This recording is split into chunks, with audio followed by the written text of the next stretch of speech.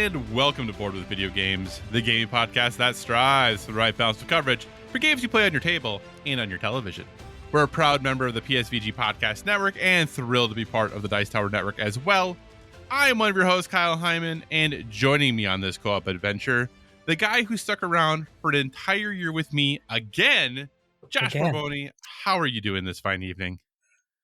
I won't lie to you. I'm feeling a little under the weather, but what's different? Is it like coffee, headache, tum-tum? What we got going on, Josh? A little bit of everything. A little bit of tum-tum, a little bit of headaches. I've had a headache for about 2 weeks straight now. I don't think it's supposed to be like that. It's not supposed to be that way. It's very uncomfortable and sometimes very painful. But just living life. They're not going to get me this way. I'll tell you that. Who's they? I don't know. Whoever. Whoever it is. How are you doing? Josh, as you know, this will just kind of roll into our life updates, I think, here. I had what I think is one of my first real I feel old moments. Now, I've had various I feel old moments throughout my years as I've gotten older. But this is really one of the first times that I felt like my body betrayed me. We were hosting for Christmas. So my in-laws came, my brother-in-law and my sister-in-law came, and then my in-laws came, and they were all, hanging out at our place. And we had to make room for extra chairs at the table. So carried some chairs up from downstairs. That went fine. And then we had to move a plant to be able to fit a chair. And I move this plant and I get it all the way moved to where I want it to go. And I have like 5 inches to push it into a corner. And when I do it, I just twist slightly as I do it. And I felt like my back exploded. Like low back, like felt a pop and a burning pain. And I was like, I moved this plant 98% of the way just fine. No issues at all. And I turned slightly to put it into a corner. And my body's like, you're too old to move that direction. And that was it. I've been very fortunate that I've never ever had like back issues or things like that. And I just sat there for a moment after I did it. Like I couldn't move. I kind of felt like I wanted to throw up because the pain was so intense for like that short amount of time. And I was like, getting old is horrible. This is like the worst thing ever. Yeah, it's rough. I sometimes find myself short of breath walking from the bathroom to the living room. And I'm like, why is this happening? I should not be short of breath. It's like 50 feet. Yeah. So I just was miserable then. And it was so bad. I actually ended up going into the walk-in clinic because this was on Saturday. And then I went in on Sunday to the walk-in because I was like, I can barely move. I can't really walk very well. Like I can't. Sitting hurts, standing hurts, everything kind of hurts. And they gave me a shot of things and pills. And, we're a little over a week removed from that now. And my back now, it doesn't hurt per se. It just feels tired, if that makes sense, right? Like it feels like it's been well used. So I can still walk around and move and sit and do all the things I need to now, but it just feels like a very overused muscle feels. Right? I have this thing on my back right now, keeping me sturdy. So that is how my break has gone. As I felt very old for the first time as far as that goes, but otherwise, hosted family, that was fine. Had had Christmas dinner and we don't do like actual gifts. We just do a White Elf gift exchange with the family. So we did that, and it was good. And overall fun times had. Lots of board games have been played actually. So we played a lot of board games with the family, and the partner and on all that good stuff. But other than that, been pretty chill. How was your holidays been, Josh? Well, in keeping with the theme of this year, Christmas was canceled here because my brother, sister-in-law, and niece and nephew all had COVID, and my mother got COVID, and 2 of those kids had strep throat. Goodness so we didn't have Christmas this year. We had Christmas for my son. So he got his presents, and with going to someone's house for Christmas who usually prepares food, when you find out 2 days before Christmas that Christmas isn't happening, and then forget that you don't have food at your house, Yeah. We also didn't really have anything to eat on Christmas, so we had spaghetti. Oh, So, what you gonna do? something we have like once or twice a week already normally. So, a very special day.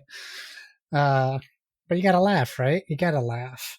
Yeah, it is. It is. I mean, you could. There's no Chinese restaurant or something you could have gone to. I mean, I wasn't going to ask anyone to work on Christmas to bring me Yeah. food, or I wasn't about to go out and get food. So, yeah, we just kind of had a nice, quiet Christmas at home. So, yeah, I did get this chair from my wife. I got a new computer chair. So I did get a gift at least. So that was nice. Let's say it looks very official, very fancy. Now you look like you're a real podcaster and streamer. Yeah, well, I did have another nice gaming chair, but the cats destroyed it. So that's why I have this one. Cats be that way. Yeah. When I was a young professional, we always had to have someone in the job I was in. Somebody was on call 24/7, 365. Someone was always on call. We got one of those too. Yep. And I always took Christmas because at the time I wasn't married. My family could do Christmas whenever. But I was also like young. So I was not stellar at cooking then in my life. So I multiple years was the single dude at the Chinese restaurant in town, like eating food by myself on Christmas Day. I did that multiple times. Nothing wrong with that. Yeah, people are like, "Oh, it's so sad." Actually, I was totally fine with it. I was like, I came, I ate food, I gave them a healthy tip because they were going to be open either way. So I gave them a good tip, and then I just played video games. So for me, I was like, great. 2 weeks later, I'd go and do living the dream with my family. Yeah, it was fine. Yeah. It was totally fine. So anyway, with that, we will move on and we'll talk a little bit some housekeeping things here. But before we do that, dear listeners, just know there is the possibility, I'm not going to guarantee it, but there is the possibility that we will be giving you a gift at some point during this episode. We'll have to see if it works out, but at some point you may receive a gift. So be listening for that. And we'll let you in on what that gift is if it happens. And the beauty of a gift is you just have to accept it. You don't have to like it, but you're getting it. You're going to get it. Maybe if it happens. Maybe if it happens. So, but with that being said, thanks so much for joining us this month, everyone. As always, if you have any feedback, questions, or suggested topics, hit us up at Board with VG on Twitter /X/ whatever it is these days. Or check out all of the awesome stuff over on the Instagram, also Board with VG. We're proud to be part of the Play Some Video Games podcast family, so we encourage you to check out all the shows like the PSVG podcast, the Nintendo Shack, PSXP. You never know when a new show might pop up, so be sure to stay tuned to all of your favorite PSVG podcasts to stay up to date. We're also a member of the Dice Tower Podcast Network, so if you enjoy our conversations about board games and would like to dive deeper into that world, we encourage you to check out the Dice Tower Podcast as well as all the other members of the network. No matter what type of board games you enjoy, there's a podcast on the network that's right for you. So with that, we're in our last episode of 2024, which means this episode will be about all of our favorites of 2024, both board games, video games, all of those good things. And, our last couple episodes have been a little long in the tooth. So in order to try to wrangle in our time a little bit, we're going to skip what we've been playing this month. We're not going to talk at all about what we've been playing. We're just going to move right into talking about our favorite things of the year. But we'll do a little bit of news in each of these two because there were a couple big things that happened both in the board game world and the video game world that we should probably at least touch on before we talk about our favorites of the year. So we are going to move right into some board game news. And as many of you may know, dear listeners, our good friends at Asmodee were acquired by the Embracer Group a few years ago. And now, obviously, Embracer is crashed and burned, and it's had to do a bunch of things, including spinning off multiple companies, which means Asmodee is going to be spun out here soon next year back to their kind of own individual standalone company. Well, with this, upcoming split from the Embracer Group, Asmodee is now eyeing acquiring additional board game companies. So from the folks over at the Board Game Wire, acquisitions are back at Asmodee as board game giant eyes more than 20 buyout targets. Tabletop gaming giant Asmodee is preparing to reignite its strategy of buying up smaller board game publishers and distributors following its upcoming split from troubled owner Embracer Group. New CEO Thomas Kugler said the company has a pipeline of more than 20 acquisition opportunities, mirroring the heavy expansion the business undertook after being bought by private equity firm Eurazeo in 2014. Asmodee's previous buying spree saw it acquire more than 40 companies and IPs over the last decade, including over 20 game studios, including Days of Wonder, Fantasy Flight Games, Lookout Games, Catan Studio, and Z-Man Games. Those buyouts saw Asmodee swell from a specialist French operation to a global heavyweight across publishing and distribution, and led to the business itself being bought out by video games major Embracer Group in a 2.75 billion euro deal in 2021. So that's just some of the general information. Josh, here's my big question for you. Obviously, Embracer Group, we knew that, once things started falling apart from them, and they were, we've covered their financials on this show multiple times, it was very, very clear that Asmodee and that board game, arm of Embracer was really the only one that was like financially successful. Yeah. They were making a profit every quarter. They were bringing money in, so much so that, when Embracer has decided to spin these companies off, they're saddling Asmodee with a significant amount of their debt because they're confident they're the one group that can actually pay that off. And they've actually already started to do so. And they're already kind of lowering the amount of money that they're going to be spun out with and owing. How does this make you feel, knowing that, obviously when Asmodee was on their own, they were buying up companies left and right, and there was a lot of concern that it was really going to kind of be like, you had your Hasbro and you're going to have your Asmodee, and there really wasn't going to be anyone else. Hasbro doing all the big market games, Asmodee having basically all the hobby board games, it seemed.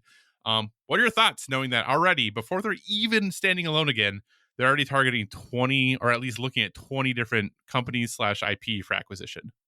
Well, I don't think we liked it before when they were doing this, so I don't know that I'm going to like it anymore now.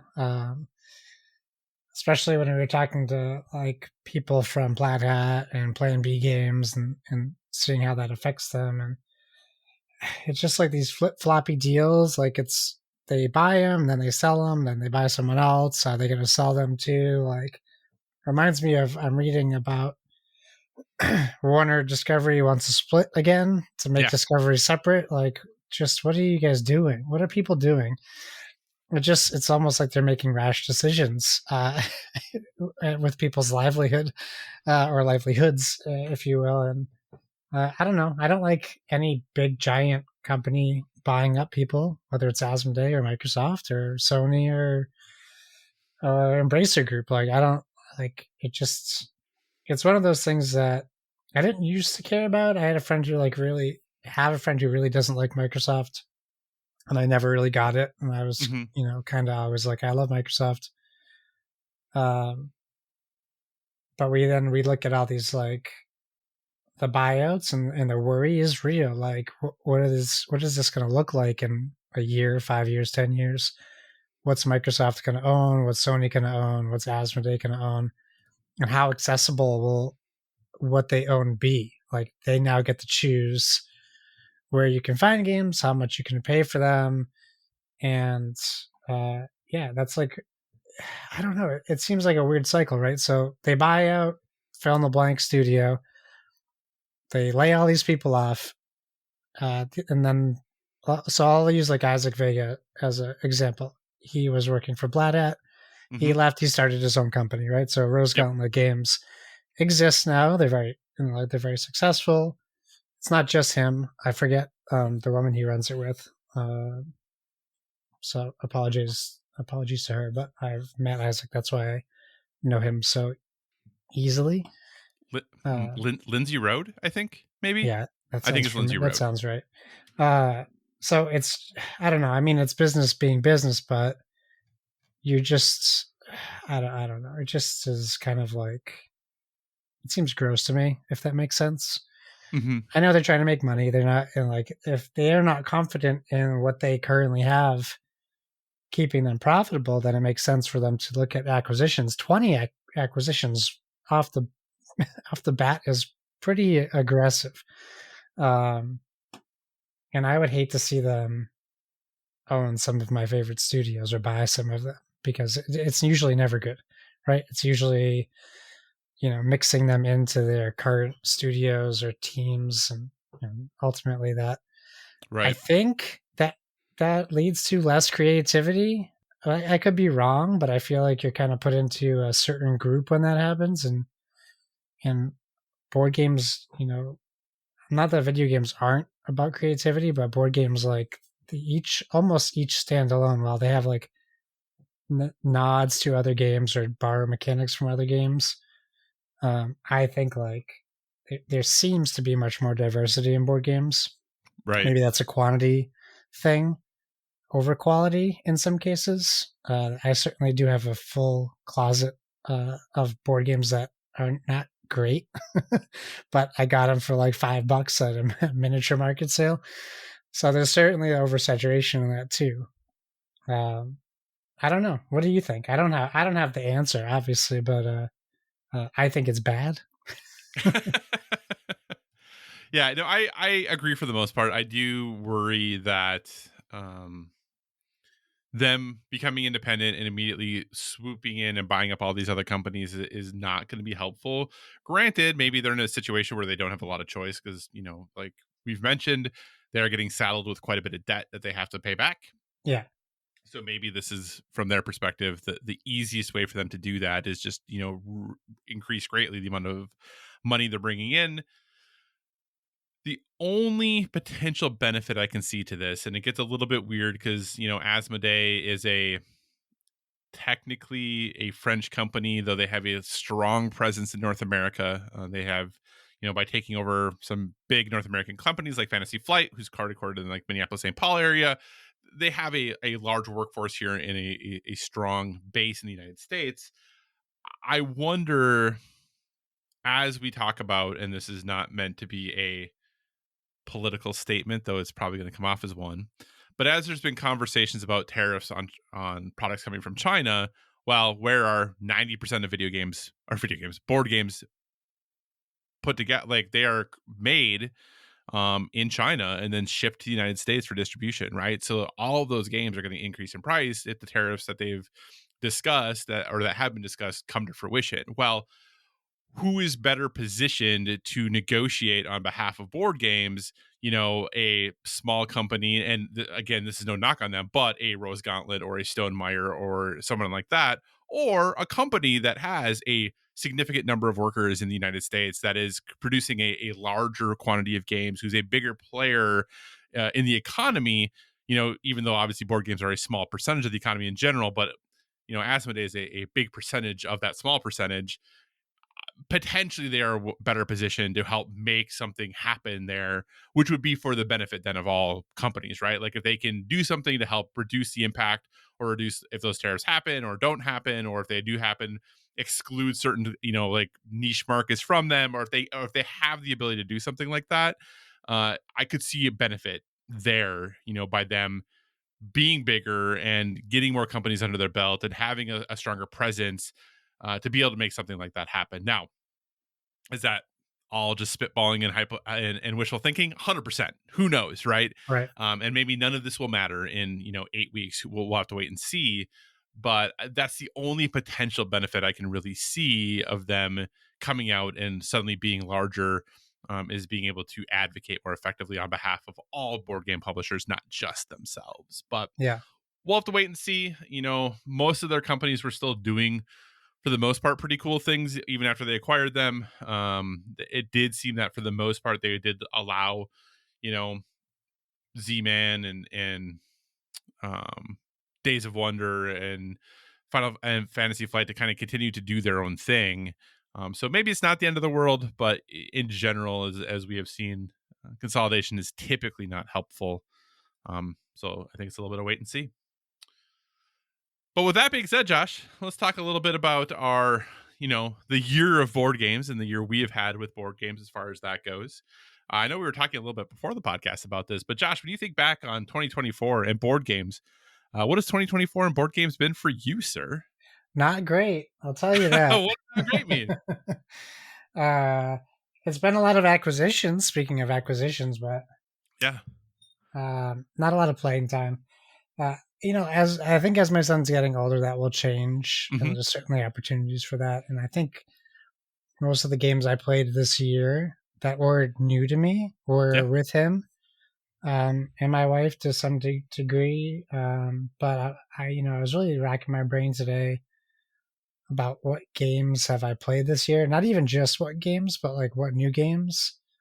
And I think most of my year for gaming at all has been playing D&D with Yeah. my friend group and playing Delta Green with my friend group. So that will continue. Mm-hmm. We have all day D&D event coming up for my buddy's birthday. That's what he wants to do all day. So we'll see how I survive through that one. Or if I drive them crazy, how long it will take for me to do that.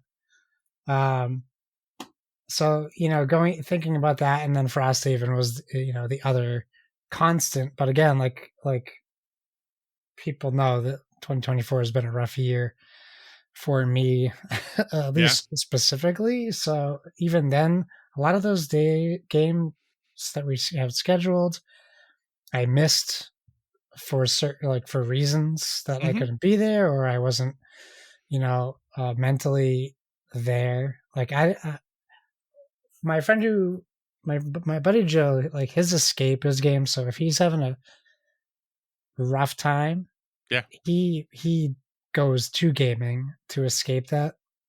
I am the opposite. If I'm having a rough time, I have to be in it. I feel it. I just experience it, and I know I've tried it before. I can't. If I go, I just ruin other people's time, and I don't want to Sure. do that. Yeah. Because I'm just no fun to be around.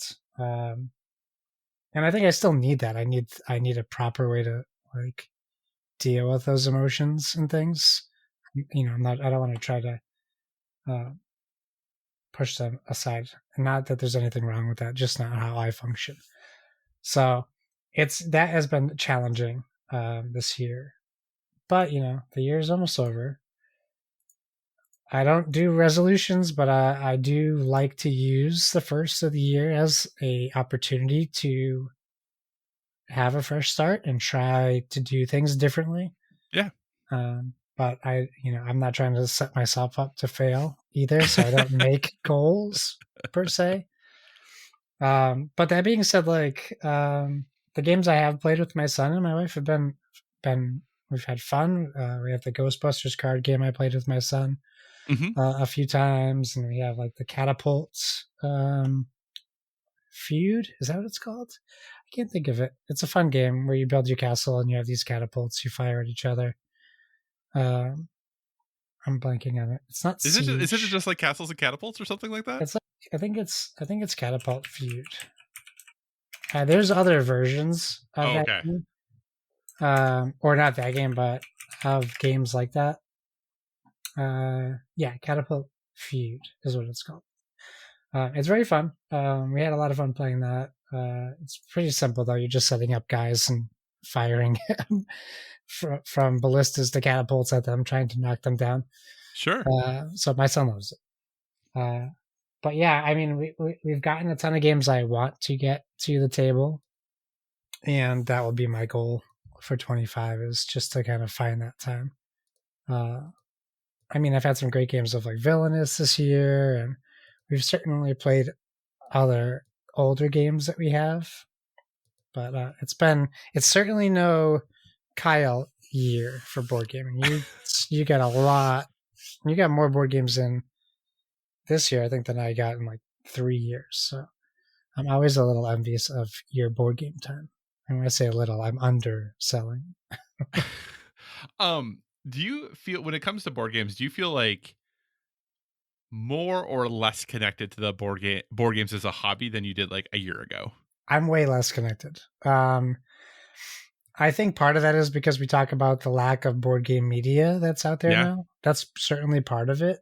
sure. Um, uh, but because I'm not like, I don't watch Dice Tower as much anymore because it's like, hey, let's watch this video about this really cool game that I'm not going to be able to play. Sure. Like Yeah. gassing myself up to disappoint myself. Yeah. So I kind of have like separated myself from that a little bit where I'm like, I'll watch it. But like before, like let's say what, 2, 3 years ago when I was actively playing games, maybe 3 years ago, it was definitely part of my everyday cycle, watching videos, reading up on things, um, encouraging and asking people to play games with me. So even this year, like I tried to get Dead Cells going, and we couldn't get the board game. We couldn't get that going because other people had stuff going on too. You know, Sure. it's just been a challenging year. So I would say disappointing year for me in board games. Well, I'm sorry to hear that your year is disappointing, though. It's okay. It's not a I'm not disappointing year. Well, yes, it is. It's been a bad year. There's sure. certainly been ups, but mostly downs. Yeah. So, for me, my board gaming was definitely in bursts. There were times where I would play a whole bunch of games, and then I wouldn't play games for 6 weeks, depending on what I had going on, and then I would play a whole bunch again. So it would just really depend. And I do agree with you that I have played more board games this year than I thought I would. Definitely got more things to the table than I anticipated I would have time for, and I'm very thankful for that. But similarly, I do feel slightly more disconnected from the hobby than I used to.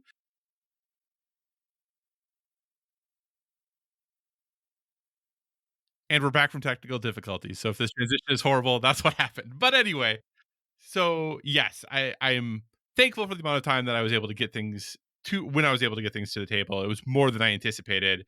But kind of like you were mentioning, Josh, I definitely feel more disconnected from the hobby just because it is more challenging to find media sources, other people talking about games in the ways that I like to be informed about them.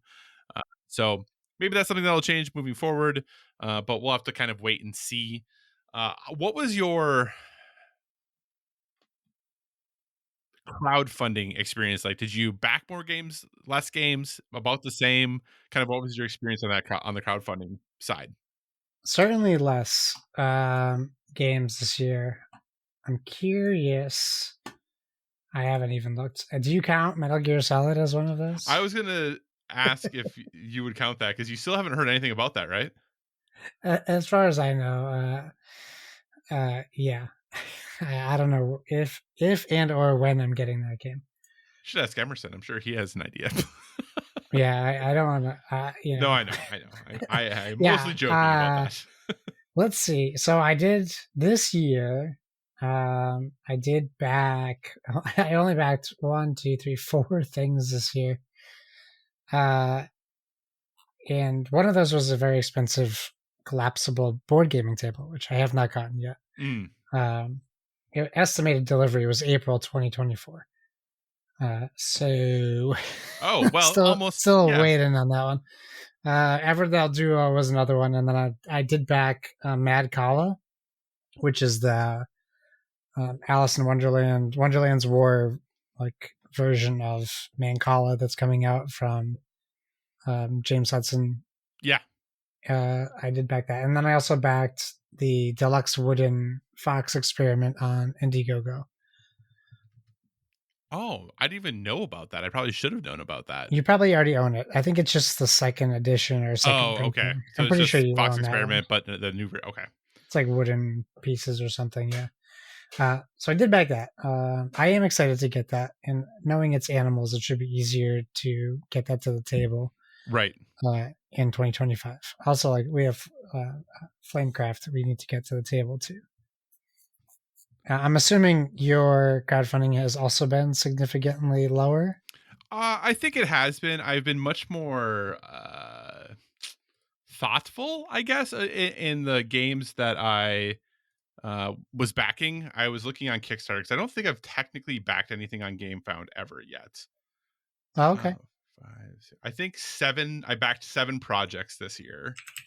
I have already received most of them. So I think and one of them I just backed very, very recently because I the very end of November I backed the reprint of an expansion for Clans of Caledonia just because I don't have that game yet and I hear wonderful things. But otherwise, I got the Cascadia, the rolling games there. I got Trekking the World. I got Wandering Galaxy, and I got Everdell Duo. So I just have not received the expansion for Earth, I don't think. Or maybe I did get Okay. that even. I can't remember. Dogs with Jobs and Clans of Caledonia, I think, are the only things I haven't gotten from this year. So yeah, it's been everything that I backed. I was much more certain about the company, the time frame, the cost. Everything was much more affordable. I didn't take as many flyers as I typically have done, so Yeah. less there, more received things pretty quickly as far as that goes. So yeah, overall, pretty. I'm happy with the more restriction I had on what I backed, but also really happy overall with what I did back because I've been pretty pleased with the results and most of the things I've Yeah. gotten to the table pretty quickly. So, I did also back Ascension Legends on GameFound. oh yeah, yeah, yeah. That of course you did, Josh. Of Yeah, course you of did. course. I think you Uh, actually helped me realize I should do it because I think we talked and I was like, I haven't done it, and you were shocked, and I was like, yeah, you're right. You should be shocked. I should be backing that. yeah. So one of the things that, and if your answer for this is not much, that is totally fine. One of the things that, I typically ask or we typically talk about for board games is just, the favorite games we've played this year, independent of, whether or not they actually came out this year, just because that's so much more challenging with board games than it is for video games, especially for people like us who aren't getting review copies and things like that. Yeah. Do you have a list of favorite games from the year or not really based off of, how you've played games this year? No, I really struggled with that. I know you would have a list, so I really wanted to put something together, but I already named like the 3 games I played this year that I haven't played before. Yeah, And one of those games is a 7-year-old Ghostbusters card game that I had never played until this year, but I've owned for 7 years. sure, sure, sure. Well, I'll go through. I do have 5 games very Yeah, briefly that yeah, I'll I would talk love to about. hear them. Yeah, so I'd they're love to very hear them. brief. All of them are newer from, I think the oldest one came out in 2022, but it didn't come out in the US until this year, I think. So they're all newer games, and one of them actually technically is a 2025 game Whoa, that I kickstarted and got already. That technically, the on Board Game Geek, it listed as a 2025 game. nice. So those 5 games and all of these except for one I have talked about on the podcast before. One being Sky Team, obviously Sky Team, the 2-player co-op game of working together as pilots to land a plane. Won the Spiel des Jahres, so no surprise that this game was up. That people were up on this game that was very, very popular. As someone who loves cooperative games, this was something that I was really looking forward to playing. As someone who typically plays games 2-player, having a 2-player only game was something that I was really looking forward to. And this game had a ton of hype. I was hoping that it would live up to the hype, and I think for the most part it did.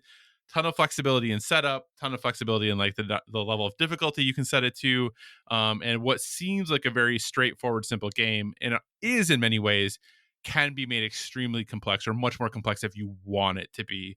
But it also doesn't have to be if you don't want it to be. So the only thing that's a little weird about it, again, from a themes perspective of your pilot and co-pilot, but you're not allowed to talk to each other, that just seems kind of weird. Weird. Yeah. But overall, from a game perspective, really, really enjoyable. So Sky Team, easy recommend there.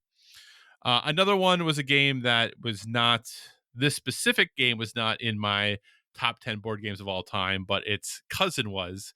And that the game that I played this year was Cascadia Rolling Rivers. So basically your roll and write version of Cascadia. I love traditional Cascadia. One of my favorite games that's out there is that traditional Cascadia. So I'm a big fan of it, really enjoy it overall. But I was curious of how this would work on a roll and write perspective. And overall, it's pretty seamless. You're able to have a similar experience in a really quick game that has a lot of variable setup and a lot of flexibility in how you play it, but still pretty straightforward. So if you're into kind of Cascadia in general or animals in general, and you want to get kind of someone into a roll and write perspective type of game or introduce roll and write games, which typically are pretty light anyway, I think Cascadia Rolling Rivers is a great way to do it. Really, really happy that this was one of my Kickstarters that I did back this year and got this year. So big props there and a big fan of that one. Another game that I'm a big fan of is another 2-player required game, but this one is a competitive one, and that's Pagan Fate of Roanoke. This game came out a couple years ago, originally back out in 2022. I think there might have been like a Kickstarter or something for it, but it was pretty tough to get in the United States. Capstone Games brought it to the US this year, so it's much easier to get now. It's kind of neat because there is this ongoing experience with it where you can get like additional packs of cards that can be added and you kind of can build your own deck. But in this, it's basically a witch hunter and a witch playing against each other, trying to kind of overtake this village. The witch hunter's job obviously is to identify which of the different villagers is the witch and take them out of the game. The witch's job then is to try to either get enough, incorrect people out of the game, or to convert enough people to followers in the game. So very thoughtful, tactical, really kind of heavy, asymmetrical two-player competitive game. So if you're kind of into any competitive card game, I think this is an interesting one to at least consider. I think thematically, some people don't love the theme of this game, and that's fine. I can understand that. But from a gameplay perspective, I think it's a really interesting, crunchy, thoughtful two-player asymmetrical competitive game. So Pagan Fate of Roanoke was really, really impressive to me. Nice. Another one that was high up there for me was Daybreak. Daybreak is the cooperative game that won the Kinderspiel. So, the kind of more advanced Spiel des Jahres that came out in 2023, really focused on trying to decarbonize the planet, I think is technically kind of how they talk about it, and trying to remove carbon from the atmosphere. The real easy way to talk about this game is Pandemic on steroids. You're taking a lot of the concepts and kind of mechanisms that you see in Pandemic, amp them up to, this next level, along with then this really interesting way of connecting cards and playing cards out that give you these different variable kind of abilities on each of your turns. You can either make things more powerful by sliding cards behind the cards that are present, or you can completely change what you can do by putting the cards on top, and then all the cards behind give you this additional way to kind of interact with everything as far as that goes. So Daybreak, a great cooperative game, really good next step cooperative game if you've already are into co-ops or kind of into the hobby.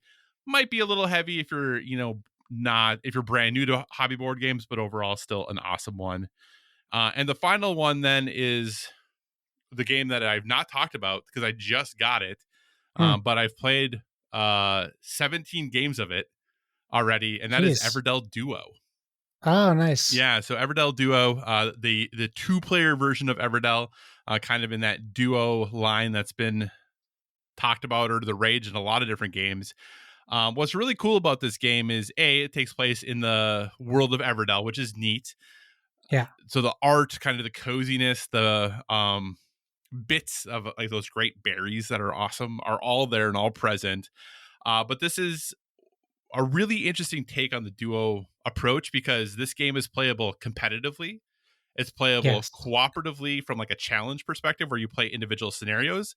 It's playable competitively or cooperatively in a campaign, a 15-game campaign, and it's playable solo as well. So you have all these different variations that you can play and approach this game in a $30 box. Yeah. So I think for the price that you're paying for this game, you get a ton of game for the price. We got this game just before the holidays, and we actually, my partner and I, have finished the co-op campaign. We finished all 15 games of it already. It was great. It was challenging. Like you can play, there's 15 scenarios. You can play them each twice. We had to play 17 games total because we lost 2 scenarios the first time we played them. You can play it on a medium or normal difficulty and an expert difficulty. We played on normal, and I don't know how they expect you to win some of the expert ones. They're really challenging.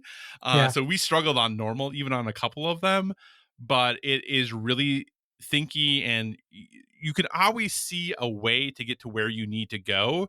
It's just that you have to be really thoughtful about who does what, in what order you do them, and how you progress through it. But it's the very typical Everdell game. It's an engine building game where you're kind of building out this engine of cards. The big thing with this Duo one is that you do it cooperatively. You have one city that you're building into that you're all putting your cards and resources into, rather than you having an individual city in front of yourself, which is how the competitive version of the game is played. But if you like Everdell, this is a great option. I would definitely encourage it. If you are not an Everdell fan, this is just still Everdell. I don't know that You're you're not suddenly going going to to love become a this fan, game. right? Yeah, so but we really enjoyed it. It was really balanced. Many of the games when it came to that normal scoring, like it's like, hey, you have to get 70 points or 60 points or 65 points, plus like it'd have sometimes like 6 or 8 other conditions you'd have to meet to like win the game. Yeah. We were scoring like within 3 to 5 points of like what that win condition was. Really? So it's really, really well balanced as far as that goes. Have to make some really thoughtful decision. Every resource matters. Every card play matters. So like I said, not quite for the whimsical, let's just go and have fun if you're trying to do well, but still a really awesome opportunity in game. So Everdell Awesome. Duo, kind of my other game that I played this year from the board game side that I really enjoyed. Sweet. I'm All excited right. to play it. Well, Josh, Ho, earlier ho, in the ho. episode, we made a promise to our listeners that they might get a gift. Because this is our December's episode, you know, what kind of podcast would we be if we did not bring you a gift? So your gift, your listeners, is a guest. If you have checked out any of the other PSVG podcasts in the past, you may know this person. But if not, just know the podcast is about to get both funnier and better looking. Welcome to the show, Lucas Rose. Lucas, welcome to the show, sir. Oh, geez. Hey, how's it going? It is going so good. It's not better looking. He doesn't have his webcam on. Yeah, I was going to say, see, the problem is when you don't do podcasts anymore, your whole setup changes, or at least mine did. So I don't have my webcam hooked up. I'm using my crappy gaming microphone instead of the real setup that everyone goes, oh, you must be a real YouTuber or podcaster or whatever, you know, like you guys have right now.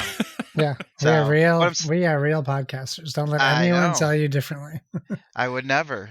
I know you guys put in the work and have for a long time. What episode number is this? 281. 281. Oh my gosh.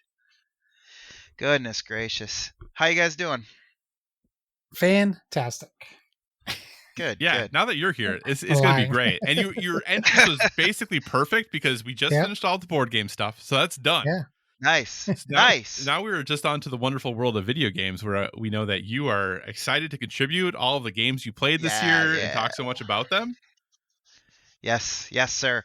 Unfortunately, I can't get anyone to play board games with me very often. So usually it's just me and my wife. So unless it's a two-player game. Thank you. I'm sure many people do. Yeah, but they're not listening. Because they're playing games. Yeah. All right. Nice. Well, we will jump in then and start discussing video games a little bit. Before we talk about our favorites, though, we do have to talk about, kind of the one big thing that happened since we last recorded. And that, of course, is the Game Awards happened. Jeff Keighley out there doing his best Jeff Keighley things. No, he was like crying every time he was on camera. He was crying. He was so emotional. It was very bizarre. 10 years of the Game Awards, Josh. Come on, man. Wouldn't you be emotional?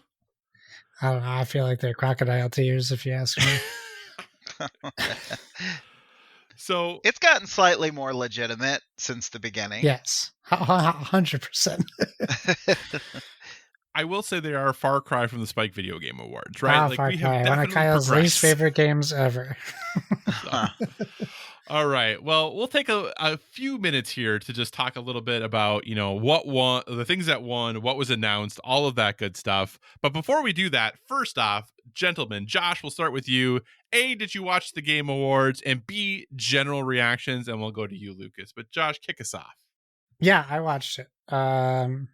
General reaction, I'm not blowing this out of proportion.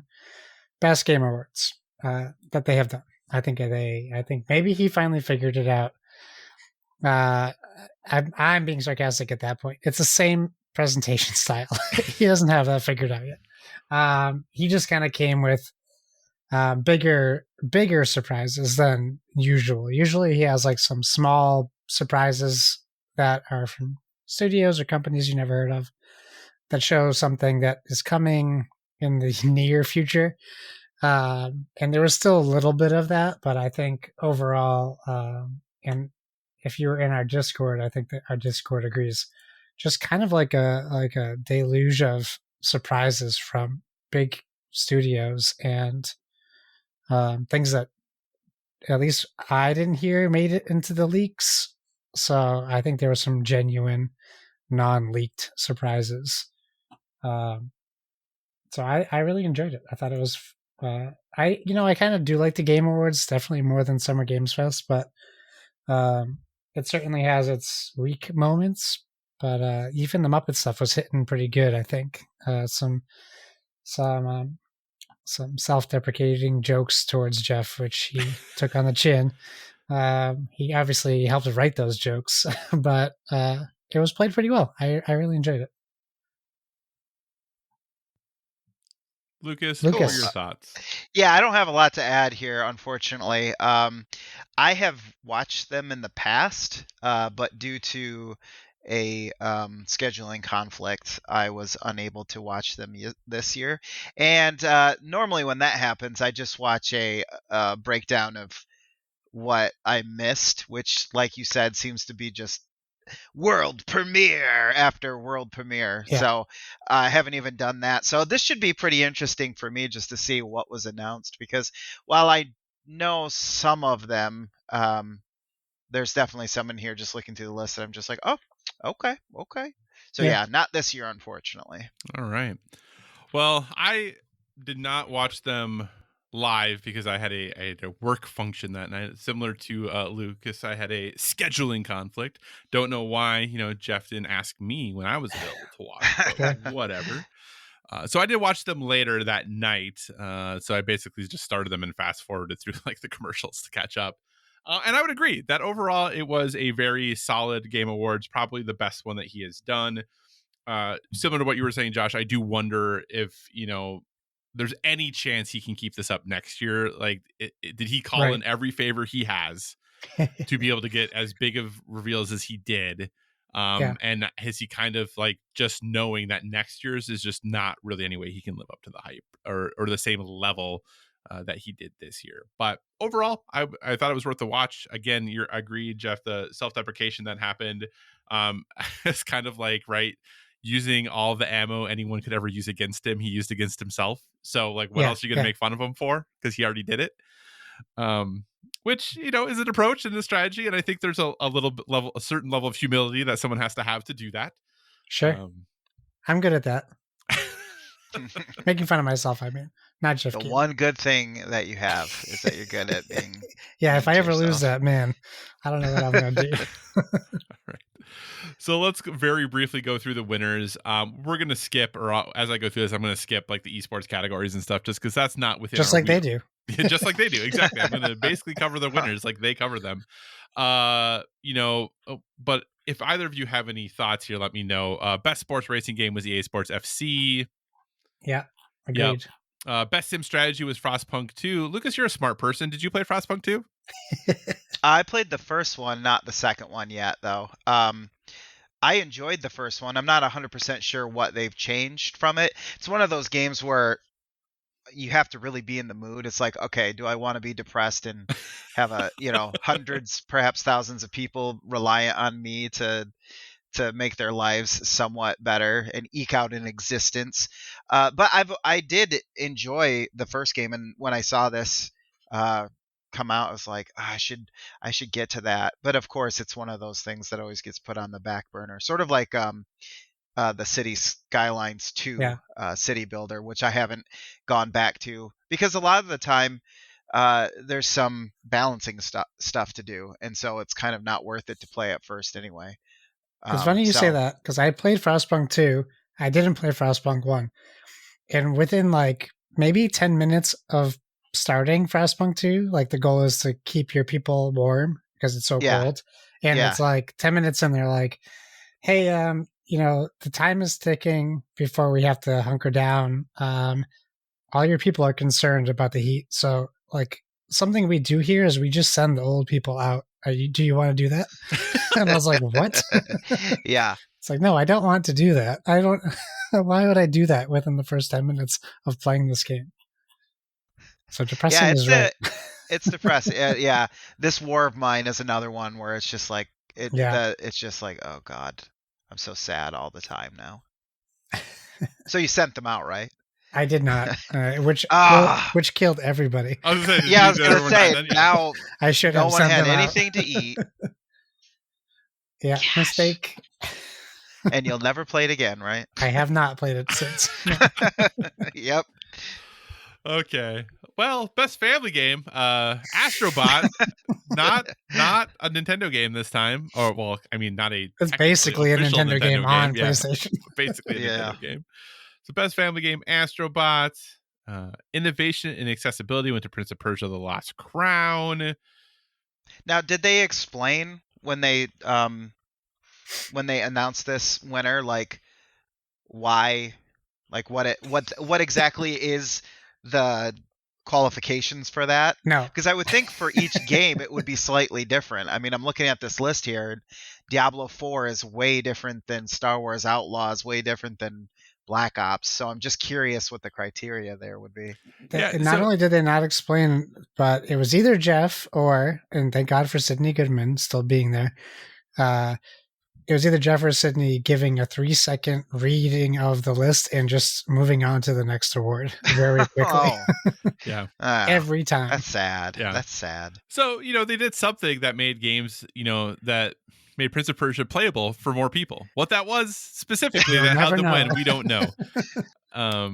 So yeah.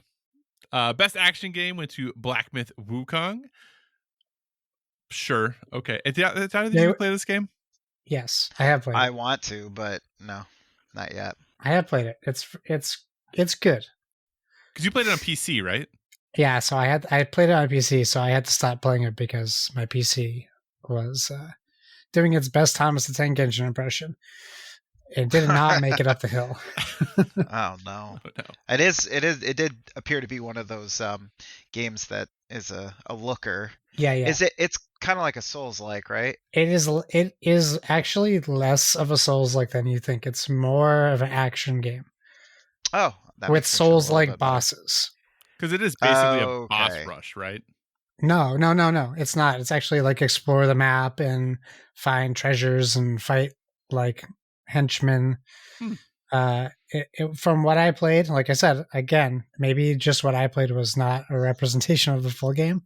But there's like a mini boss in the map that isn't impossible. Like it's not like Dark Souls because I would die immediately. I was able to take down a mini you can boss. be killed by anything. But it is like Dark Souls in the game mechanics, right? Like it is still like the save stuff is the same. Bosses, bad guys respawn when you save. Stamina. Like that. That is the same, and the boss fights are the same, but it's much more approachable on the basic exploration and combat of the game than a Souls game is, at least for me. Like it's not like I'm not worried when I walk into an open area and there's 5 bad guys. I'm not worried like I am worried about one bad guy in Dark Souls. Yeah. Like you're going into another room and you have to roll every time in Dark Souls. Or your sword's going to hit a wall. Yeah, exactly. Close proximity. Like it's not like that. It's more open. Okay. It's more like that. The combat. I don't want to compare it to another game because I think it could be a bad comparison. Like my instinct is to compare it to a game like Ghost of Tsushima. That's obviously not comparable combat wise, but it feels similar in the combat style. Like it's more like action than RPG or Dark Souls. But that could change. That could change. Best action game. Yeah, I think it fits in the action game category. I don't think it's the best one on that list, though. Yeah. Well, the director of the game disagrees, but he was very mad they didn't win Game of the Year. Apparently, I just found out about that recently. Yeah, he's very bad about it. All right, best fighting game, Tekken 8. Sure. I would say no surprise there, but I don't think Josh thought that was going to win. So, based on this list, I don't think it was. No, I think Tekken is the sun has set on Tekken. I think. I mean, but versus all of these other ones, like they didn't have a hard year to beat anything. I mean, there's no Street Fighter. Yeah. There's no Virtua Fighter. Not Mortal yet. Kombat. So not yet, but you might get an announcement very shortly. Yeah. What? What? World premiere. Yeah, I mean this list Dragon Ball Sparking Zero, whatever. Grand Yeah. Blue Fantasy versus Rising. That's just a mismatch of like. You're gonna anger all of our words. anime fans. Good. Come at me, bruh. Marvel vs. Capcom could be good, but it's a fighting collection of arcade classics. Yeah. Why is that even on there? Yeah, and why is it $60 for Also a good ROM question. games? ROMs. And then Multiverses, which that's just a whole nother, like you could. It died and then character- it came back from the dead. Yeah, exactly. And it's more like a Smash Brothers than a Yes. Tekken, yeah. so I don't know. It's a weird category for this year. Agreed. Best role-playing game winner went to Metaphor Refantasio. Yeah. Best action adventure was that little Astrobot guy winning again. Uh-huh. Gosh, cleaning up. Yeah. I wonder if they'll do anything else. I Most wonder. anticipated, shocking everyone. Grand Theft Auto 6.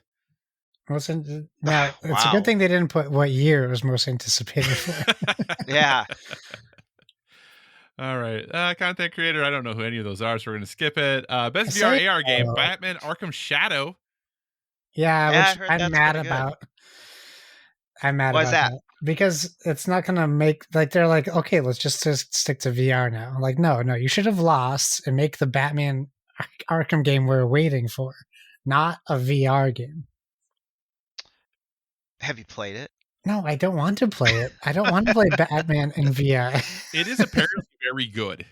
I'm sure it is. Yeah, that's what I I'm heard sure it's too. great, but I don't. No, thank you.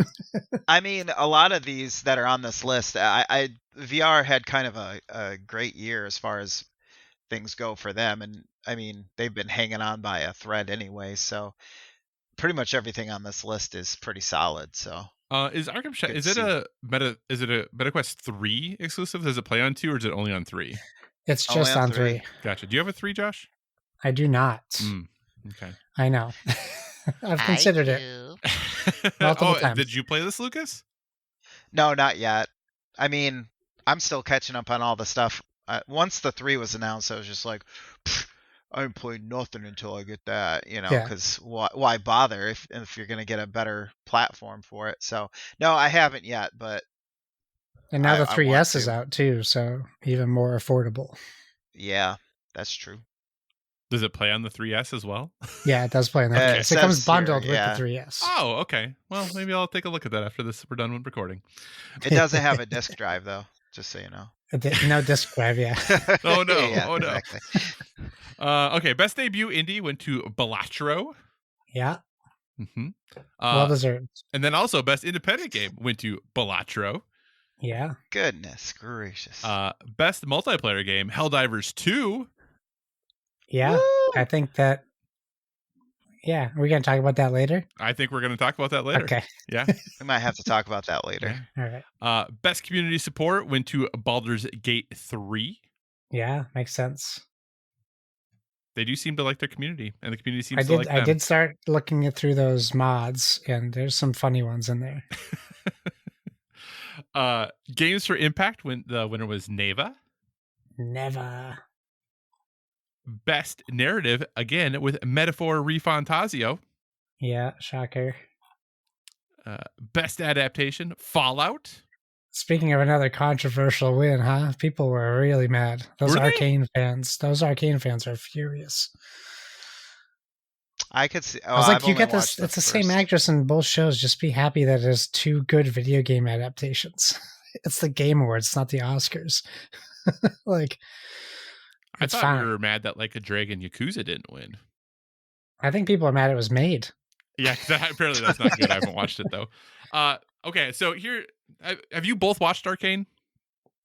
No. Just the first season. Okay. Have you both watched Fallout? Yes, I have. Just the first episode. We're really good at this, y'all. Yeah. All right, now that technical issue number 2 is out of the way. So, adaptation. I have heard that Arcane Season 1 is good, but Arcane Season 2, at least at the end, is nowhere near as good as the first season. So that Oh, really? potentially it makes sense that Fallout was the winner here. But that's just what I've Sure. heard because I haven't watched either one of these things. Yeah. Gotcha. So, all right, best audio design went to Senua's Saga Hellblade 2. No surprises there. Okay. Best score and music, Final Fantasy VII Rebirth. Yeah. Yeah, Makes sense. I agree with that. They've done a good job of reimagining songs that you already know, but also adding a ton more of music that is strictly for the remake. So I like that. All right. Best art direction, Metaphor Refantasio. Sure. Yeah, probably not a huge surprise Apparently, there. I need. Have either of you played this? No, but it's Persona. I Just have in not. It's space. downloaded, but I haven't started it yet. That's what it looked like to me. I was like, okay, this looks familiar. Yeah, very stylish, you know. So, best mobile game went to Balatro. Yep. Yeah. Best performance went to Melina Jurgens for Senua Saga Hellblade 2, or what did Harrison Ford call her? Like Melinda Jurgen, Jorgensen or something like that, or Melanie Jorgensen. Yeah. So I don't know. This is a pretty. I haven't played Life is Strange Double Exposure. Brianna White would be, I'm guessing, Aerith for Final Fantasy. Yeah. Oh yeah, I'm not sure. Okay.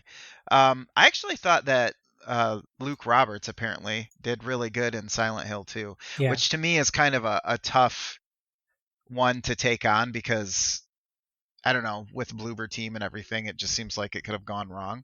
But I was actually impressed by his ability to bring in some emotion into that character and everything, where it could have went horribly wrong. Yeah. But she's got lots of experience in that role, so I guess I'm not surprised. It's a very cinematic game anyway, so. Yeah. There is another performance that I was surprised wasn't nominated, but we'll talk about that a little bit later. Oh. Best ongoing game went to Helldivers 2. Cool. Okay. Makes sense. Yep. Best game direction went to Astrobot. Yep. And game of the year for 2024 was Astrobot. I am Astrobot. So, wow. Overall thoughts on the winners of the Game Awards 2024? Good. I mean, I'm glad that Metaphor Refantasmio, so Babu, it didn't win Game of the Year. It's a really weird selection of games, honestly. Especially since Shadow of the Erdtree is DLC, right? Correct. Yes, it is. Why not? Why not nominate DLC? Gosh, no wonder why nobody takes this seriously. I gotta change my headphone battery. I'm still here. Yeah, we're just having a great time today. we're so professionals. I actually charged my headset too, so I don't have to be deaf when we play video games, because that was awful. Hey, you know what? Although I didn't mute my microphone, so everyone heard that. We did. It's fine.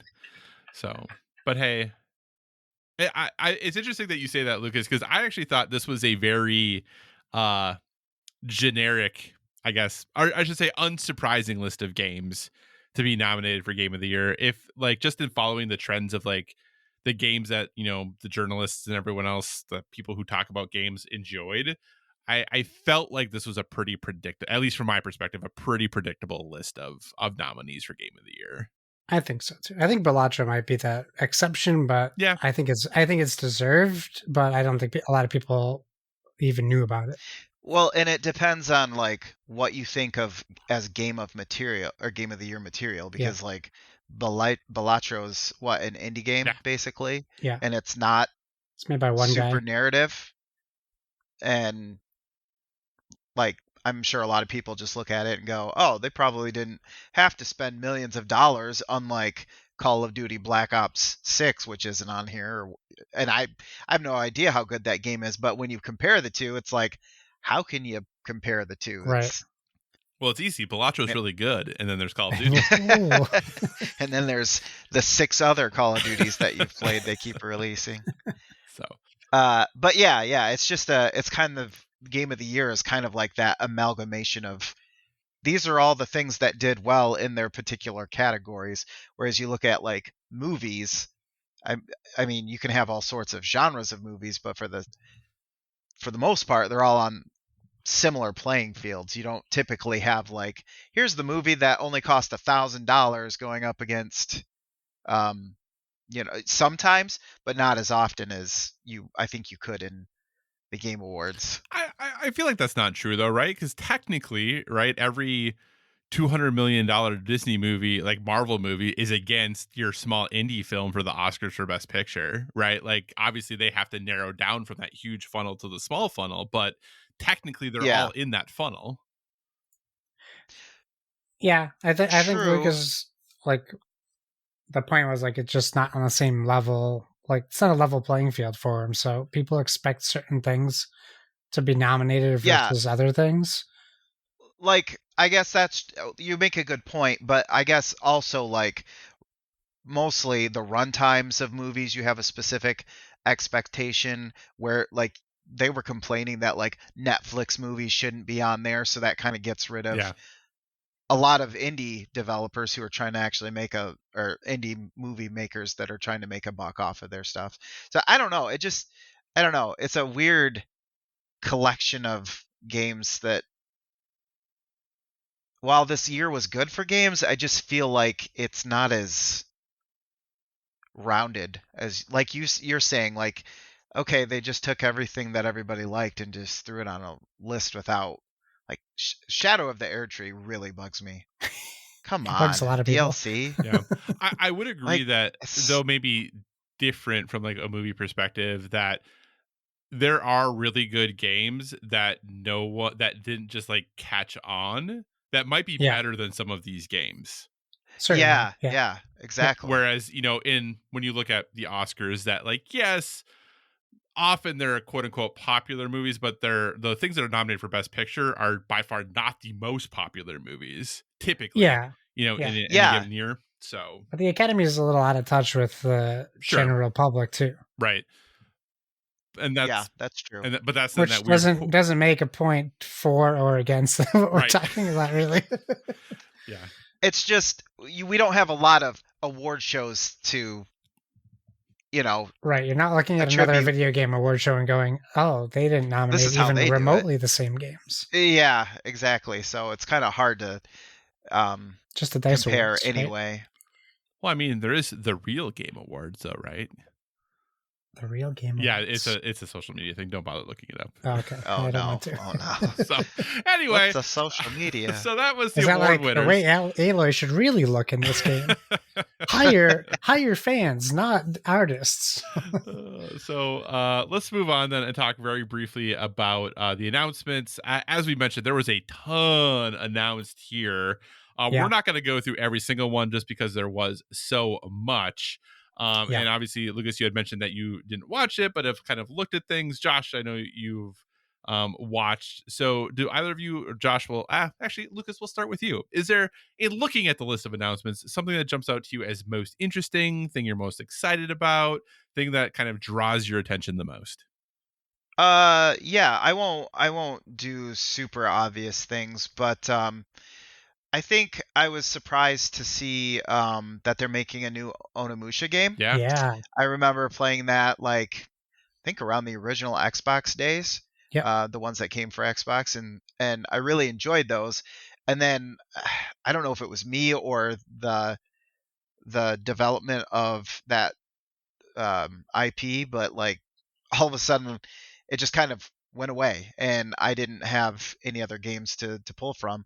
I didn't have a PlayStation, so I know that's probably a big part of it. But I really enjoyed what I played of it. And so when they were like Onimusha, I'm like, oh man, is that game I played back in like 2002 or whatever? That's cool.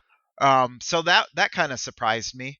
And then the other one was Dying Light, the Beast, because I know the first one's really good, but I have yet to actually play them, any of them. And so I played a little bit of the first one just to get like an idea after I installed it, but I haven't like gone through the whole thing. But I really enjoyed it, and obviously like the main comparison is one I played more of, which is Dead Island. And I felt really strongly like this was kind of a better version of that. So yeah, those are the two that I'm kind of looking forward to outside of some of the more obvious ones. So Josh, I know obviously that your game in the show without a doubt was Borderlands 4, but outside of that then, Yeah. as the number one Borderlands fan on the podcast, what else were you potentially interested in? Oh, so many things, Kyle. What do I even do? Look, can you guys see this? I gotta stab this into my wife's belly. Is that an EpiPen? No, what is it? It's a Dupixent. It's so I'm gonna let you talk for like 30 seconds, Kyle, and just you guys can listen for audible gasps of pain. Okay. That comes every time. Okay. Every time. She knows it's Well, coming. yeah, you're getting She knows the stabbed with pain. something. It's still you'll still be able to hear it if you listen closely. Okay. So as Josh goes, Listen closely, audience, if you can hear the gasps of pain. So for me, I think one thing I am looking forward to is Mafia: The Old Country. I really enjoyed the other Mafia games. I think Mafia 3 had some issues, especially in the open world, but Mafia 1 and Mafia 2, though they're quote unquote open world games, I mean, they're basically like linear games that happen to take place in an open world. Like you really don't have to do the other stuff. It's like a hub world for the mission. For sure. So, Mafia: The Old Country kind of, it seems like, at least from what they've said, kind of returning to that really more focused, narrative story driven game. I'm very curious as to where this is going to go. I was hoping to see more actual gameplay than just a narrative cinematic trailer, especially for a game that's supposedly coming out this summer or the summer of 2025. Oh, wow. But I am very interested to see where Mafia: The Old Country takes us, other than the old country, but just kind of what they're going to do with that story, going back to older, we're not going to have a ton of guns, and we're not going to have a ton of cars, and we're not going to have a ton of those things. So kind of it's going to be like Red Dead Redemption, but in right? Italy. Yeah. So that is one thing I am interested in. And then the other thing that caught my attention that I did not know about was the game Dispatch. Yeah, that's on my list of impressive things too. Yeah, so just, a narrative adventure superhero game where you're playing a dispatcher who sends out, superheroes to go save the day or whatever they need to do. I like those types of games. I like a narrative adventure game. So it was something I was unaware of. The animation and just the look and style of the game is awesome. So great voice talent behind it, former Telltale devs who are working on it. The pieces are there that it could be great. Obviously that doesn't guarantee a great product, but I'm interested as far as that goes. So those were kind of the, I guess, two that rose to the top of my list outside of maybe some of the more obvious ones, though maybe Mafia is kind of obvious. So Josh, now that you have injected your wife with drugs, what are a couple of things that maybe stood out to you? By the way, she did real good. She intentionally tried to stay quiet because of what I said. So we should do it every recording. Darn. Yeah, I mean, Intergalactic. I'm knowing how much you love Naughty Dog. I'm assuming you knew this was a thing, but I had no clue that this existed. It really surprised me and got my attention. I've watched that trailer quite a few times because I just really enjoy it. Yeah, again, I know it doesn't represent the final game. Right. I think this name surfaced like almost a year ago. Yeah, but we just didn't know what it was. Right? There was rumors it was a space thing, and obviously, having it be called Intergalactic made sense to that. So yeah, there was some ideas about what this game was, and that it was a Naughty Dog game about a year ago. So I got tricked. I need to follow this one. I got tricked into being excited for Game of Thrones. I thought that trailer looked awesome. So then find out it's a Netmarble game, which means it's not going to be good. It's a mobile game that they're porting to consoles. So that was my biggest disappointment of the night. I think other like big surprises. I'll be curious to see what Turok Origins ends up being.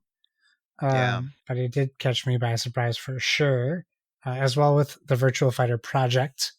And I'm kind of I'm surprised we didn't see the other Sega properties that they're doing again, because we saw a teaser at Summer Games Fest. Like there's going to be a new Streets of Rage, there's going to be a new Crazy Taxi, among other Sega properties. So I'm happy to see some Virtual of them are Fighter unannounced, right? Yeah. And Split Fiction really makes me wish my wife played harder games with me. So this is by the Hazelight guy guys. Joseph Ferris. Just swearing in front of his children now. Like, now it's just becoming worse.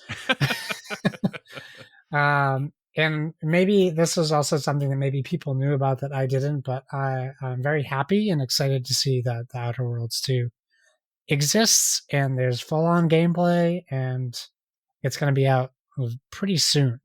So I'm very excited to get back into the Outer Worlds. There's plenty more I'm excited about. Obviously, we're not going to talk about everything, but I will say Rematch looks really cool. And that's a soccer 3v3, 4v4 soccer game by the Sifu developer. What a pivot for them. Yeah. Slow Clap. Yeah. Yeah, that game looks really cool. It reminds me of FIFA Street, if you ever played that back in the day. So I'm excited to check that one out too. And of course, Shadow Labyrinth. Did you guys watch Secret Level on Prime? No. Yes. Okay, so there's this Pac-Man episode. It's called Pac-Man. It's the most bizarre horror short I've ever seen. Not ever, sorry, and that I've seen in a long time. And I was like, what an awesome, crazy take on Pac-Man. And then they debut this trailer, and it's exactly what that short is. And I was like, wow, I love this like idea, this spin on Pac-Man. It's like Abe's Odyssey cool. meets Returnal. Yes, yeah. Or at least the aesthetic of it.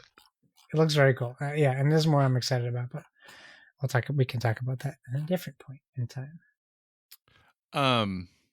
Josh, are we surprised at all that Obsidian's releasing 2 games next year? No, because they've been working on games forever. That's true, I suppose. So I am surprised that they were working on Outer Worlds 2 at the same time. Well, I feel like Outer Worlds 2 was announced some time ago.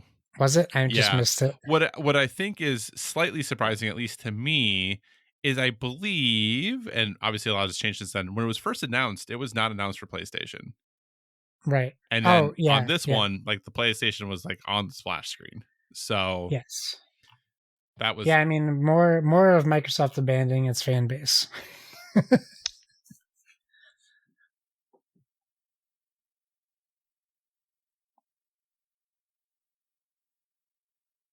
Who froze, me or Kyle?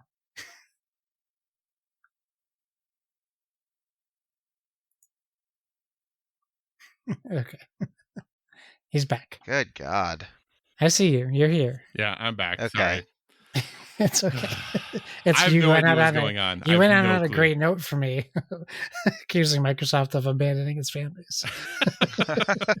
Well, hey, it's all recorded, so I'll hear it eventually. So yeah. Anyway, cool. Well, let's keep moving on then before we can actually get this podcast done tonight. Goodness gracious. Oh man. Okay, so with that, we'll move on and we'll talk about our favorite games and all of those favorite things for the year 2024 related to video games. So just to start, like broadly, you know what? We're gonna skip all of the fun stuff. We're gonna skip all that stuff. Don't say the fun stuff because then it makes No, because I was like, hey, any video game stories or news that stuck out to you? I mean, do we want to talk about extracurriculars? 15,000. I have a fun one. Oh, what's your fun one? I have a fun one. What is it? Do you remember right before Stellar Blade came out and they had released the main character and everyone was like, gosh, has the director ever even seen a woman before? This is ridiculous. And then it come to find out that his wife was the one who helped design the character, and they actually used a body scan of a real woman. So while they're sitting there complaining that this is sick, disgusting men making perverted games, it's like, well, maybe, but at least it's a real person and he has seen a woman before. So to me, it's just like another example of how we can just get on the bandwagon of hate for the sake of hating something. Lucas, I follow her on Instagram, the girl that the character is modeled after. And really? I suggest everyone should do it. I can't stop following. She also posts a lot about Stellar Blade as well, but it's a fun follow.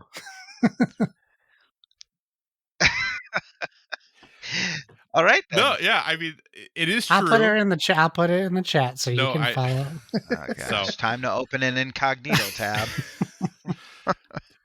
I do think Lucas, that is a good point, that it does seem, and I think it continued this year, that often it seemed like people were looking for things to complain about in situations where maybe there wasn't things to complain about. Now, if you played the game, could you argue that, hey, maybe the game is a little male gazy? Sure. There are some shots in there that are clearly meant to appeal to a very specific crowd. And partially, though, Josh. like, that's okay. Like, I don't think that's necessarily or inherently a bad thing. Like, I think it's okay for them to make the game that they want to make as far as that goes. But yeah, I agree. It is interesting that people are like, there's no way this is a real person. Well, how could they do this? And then it actually literally is she's a real, all right. person. Every part of her. Yeah, and then you have the opposite, where in Mortal Kombat, the Mortal Kombat 1, people arguing that the women weren't male gazy enough. Right. And so it's just like, well, did you see what they did to Megan Fox? They made her a demon. Yeah, I know. And then why can't she look like Megan Fox? Yeah, letting her voice act was what made her a demon. That was from wrong. Ronda Rousey to Megan Fox. They should have went the other way and let her look like Megan Fox, and they got somebody else to do the voice. That was not good. It was not good. See, I appreciate that you came up with that, Lucas, because I was gonna be like, I don't know how I want to talk about 15,000 people getting laid off this year, but yeah, that's a rough. We don't want to talk about it. We've talked about it a lot this year. We have talked about it a lot, and it was everyone, right? It was definitely basically every major developer, it felt like everyone had layoffs this year. It was basically due to coming out of COVID, right? Like we had all this, all these gaming all of a sudden became super popular, and they're, hey, let's make a bunch of games, and then turns out like, hey, it flattened out, and now you don't need 15,000 artists or whatever. Right. Yeah. I don't know why they thought that the growth that they saw during COVID were going to continue it rather than reverting to what things were like prior to COVID and, the typical growth that you can expect to have from there. So, yeah, but luckily, hey, all the execs who made those decisions are still fine. So that's cool. Yeah, they got raises. Thank Yeah, goodness. right. So, but hey, let's talk about it. Let's go ahead and chat about our favorite games of the year. Now, I encourage 10. Do we all have 10 games for this year? I do. I had to reach down deep into the lore of this year, but yes, I actually was able to come up with more than 10. Me too. Barely, but yeah, they're there. Okay, well, hey, let's just jump into it then. Lucas is our guest. What was your 10th favorite game this year? Yeah, so I did make sure I put these in order. So for the most part, these are in order of my enjoyment / playtime, and not just like, I think this game's better than that game. So just be aware of that before you come at me on the internet or whatever. My number 10 game, especially from time played, is NHL 25. That will be no surprise to anybody who has known me for any length of time. But so the reason I brought this on the list was because it's one of those games where it feels like every 2 games is a step forward. So they always have like an off game that comes out, like NHL 24 was kind of not that big of an improvement over 23 or what have you. But then you get NHL 25 and then, oh, hey, they've changed the formula up a little bit or whatever you have. Unfortunately, NHL has not seen much love lately as far as sports games go. They haven't added as much as they did in the past, in the 2000s, 2010s. But it's still chugging away with what I imagine are like 6 people in the basement, one of which's job is just to figure out what music is going to be on the soundtrack for the game, the same 8 songs you'll hear over and over. But yeah, there was enough there for me to enjoy it, having played many, many NHL games throughout the years. Awesome. That is a great number 10. I wouldn't go that far, but I think it's great. Josh, what is your number 10? My number 10 is Warhammer Space Marine 2. It's a great game. I have a problem of enjoying greatly all 10 of my games this year, and Space Marine 2 just happens to be at the bottom of that list. for no specific reason, except maybe that even while Kyle and I played the post game stuff, it's kind of more of the same. Not, and that's not a bad thing, but it's kind of, it got a little samey as we were playing through. I really enjoyed our time through the campaign. It was a lot of fun. It was very challenging, and just using that great World War Z system that was made by Focus, I think. Yeah, Focus, and it's great. I really enjoyed it, even though I didn't know what the heck was going on. Also, probably why it's at 10, not knowing what the story beats were, just kill things. But I really enjoyed playing it and playing with friends. So, yeah, number 10 for me is Space Marine 2. Awesome. Another excellent pick. Hey, thanks. My number 10 is going to be similar, I guess, as similar as it can be to Lucas's number 10. My number 10 is EA Sports College Football 25. As it's been quite some time since we've had a college football game. Obviously, the first game since NCAA Football 14 was released in 2013, so it's been a decade. I'm a huge college football fan. It's definitely my favorite type of football to watch, and it's definitely the type of football I follow the closest. And overall, this was not too bad of an entry. Now, for those people who are really hardcore into the game, I think they have some nits to pick with the game as far as that goes. But for me, who's a much more casual player, yes, I do some of the recruiting and things like that, but I don't play on like the hardest difficulty. I am much more casual in my approach to the game overall. I think it was a really nice return to form, and it's a game that's still installed on my PlayStation 5. It's a game that I still play every week or so. So for me, it's one of the few games that since it's released that I'm still regularly playing. And probably as far as time goes, I think it was like my number 3 most played game of the year, according to my PlayStation wrap up. So I really enjoyed my time with it. It's one of those games that for me, this sort of game is never going to kind of be super high on my list. I like them. But for me, they're kind of like popcorn more than anything. And it definitely fit the bill, though. So EA Sports College Football 25 was my number 10. Nice. Great question, Lucas, who asked, how do we want to handle games that overlap? Does that mean that you have college football on yours too, Lucas? No, but I won't be surprised as we get higher in the list that it would be on your guys' list. So maybe if they first come up, just say, oh, that's my number, whatever.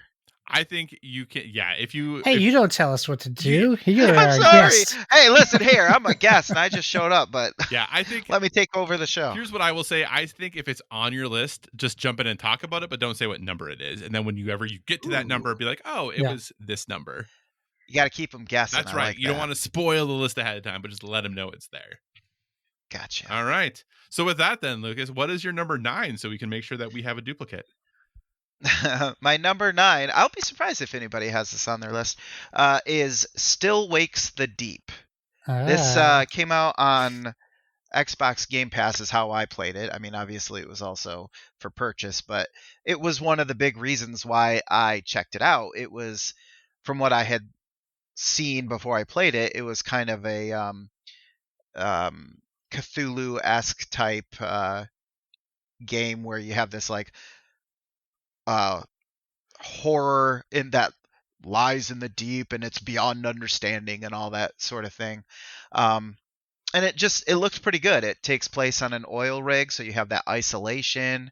Actually, what was a nice surprise is the voice acting was really good. There was a lot of, if I remember correctly, Irish and Scottish accents, which I mean, can make it a little bit hard to understand sometimes, depending. But like the main character does really good. Like, so there's times when you get in this ice cold water and he sounds like he's like freezing his ass off, really. So that was a surprise. The one thing I didn't like about it, the monsters, so to speak, and what's happening was interesting. I won't say it was particularly like scary, but it was like creepy weird, I guess. But towards the end, I got that feeling where I'm just like, okay, I need to wrap this up. It was probably, a chapter or two longer than it needed to be because it starts to get repetitive. There's no like combat or anything. You're just sneaking around. So I was like ready to kind of wrap up the story by the end of it. And that's kind of what drove me on, was just to find out what happens in the end. But overall, it was a pretty good narrative, and it was fun to play. So to surprise you, Lucas, this is on my list. Yay! And this is actually what I was referring to earlier. Is I think Alec Newman, who plays Kaz McLeary, the main, I think he's amazing in this. I think his voice acting is incredible. I was pretty disappointed that he was not, like, from a Game Awards perspective or anything, recognized, because I think, like you said, the voice acting in this game to me is pretty impressive. And you're right, like, I agree with basically everything you said. It's, you know, creepy, not super scary. Like, you can't really, I mean, it's a hide in a place game, right? Oh, something creepy is happening, hide for a second, then, you know, kind of continue on. But I thought they did a really good job of creating a sense of place. I think having it on that derelict, you know, oil Derek thing. Yeah, like it's just a cool platform atmosphere and a cool place to have it on an oil platform and experiencing that. So yeah, there are definitely some issues there. I think it could have done some things better than it did, but I was continually engaged because I thought the voice acting was so good. I think the music is really awesome, and I think the sense of place that it creates is really impressive. And as a result, it kind of pulled me through the experience, which is rather short. And I've enjoyed the Chinese Room's other games because they did Dear Esther and Everyone's Gone to the Rapture. And for me, this is just another game in that quiver that they've done that I've really enjoyed. So this is also on my list at a different number. All right, Josh, what is your number 9? Well, I can guarantee that this is not on either of your lists. My number 9 is Teenage. It's a mutants. There's ninjas and there's turtles in it. It's Splintered Fates.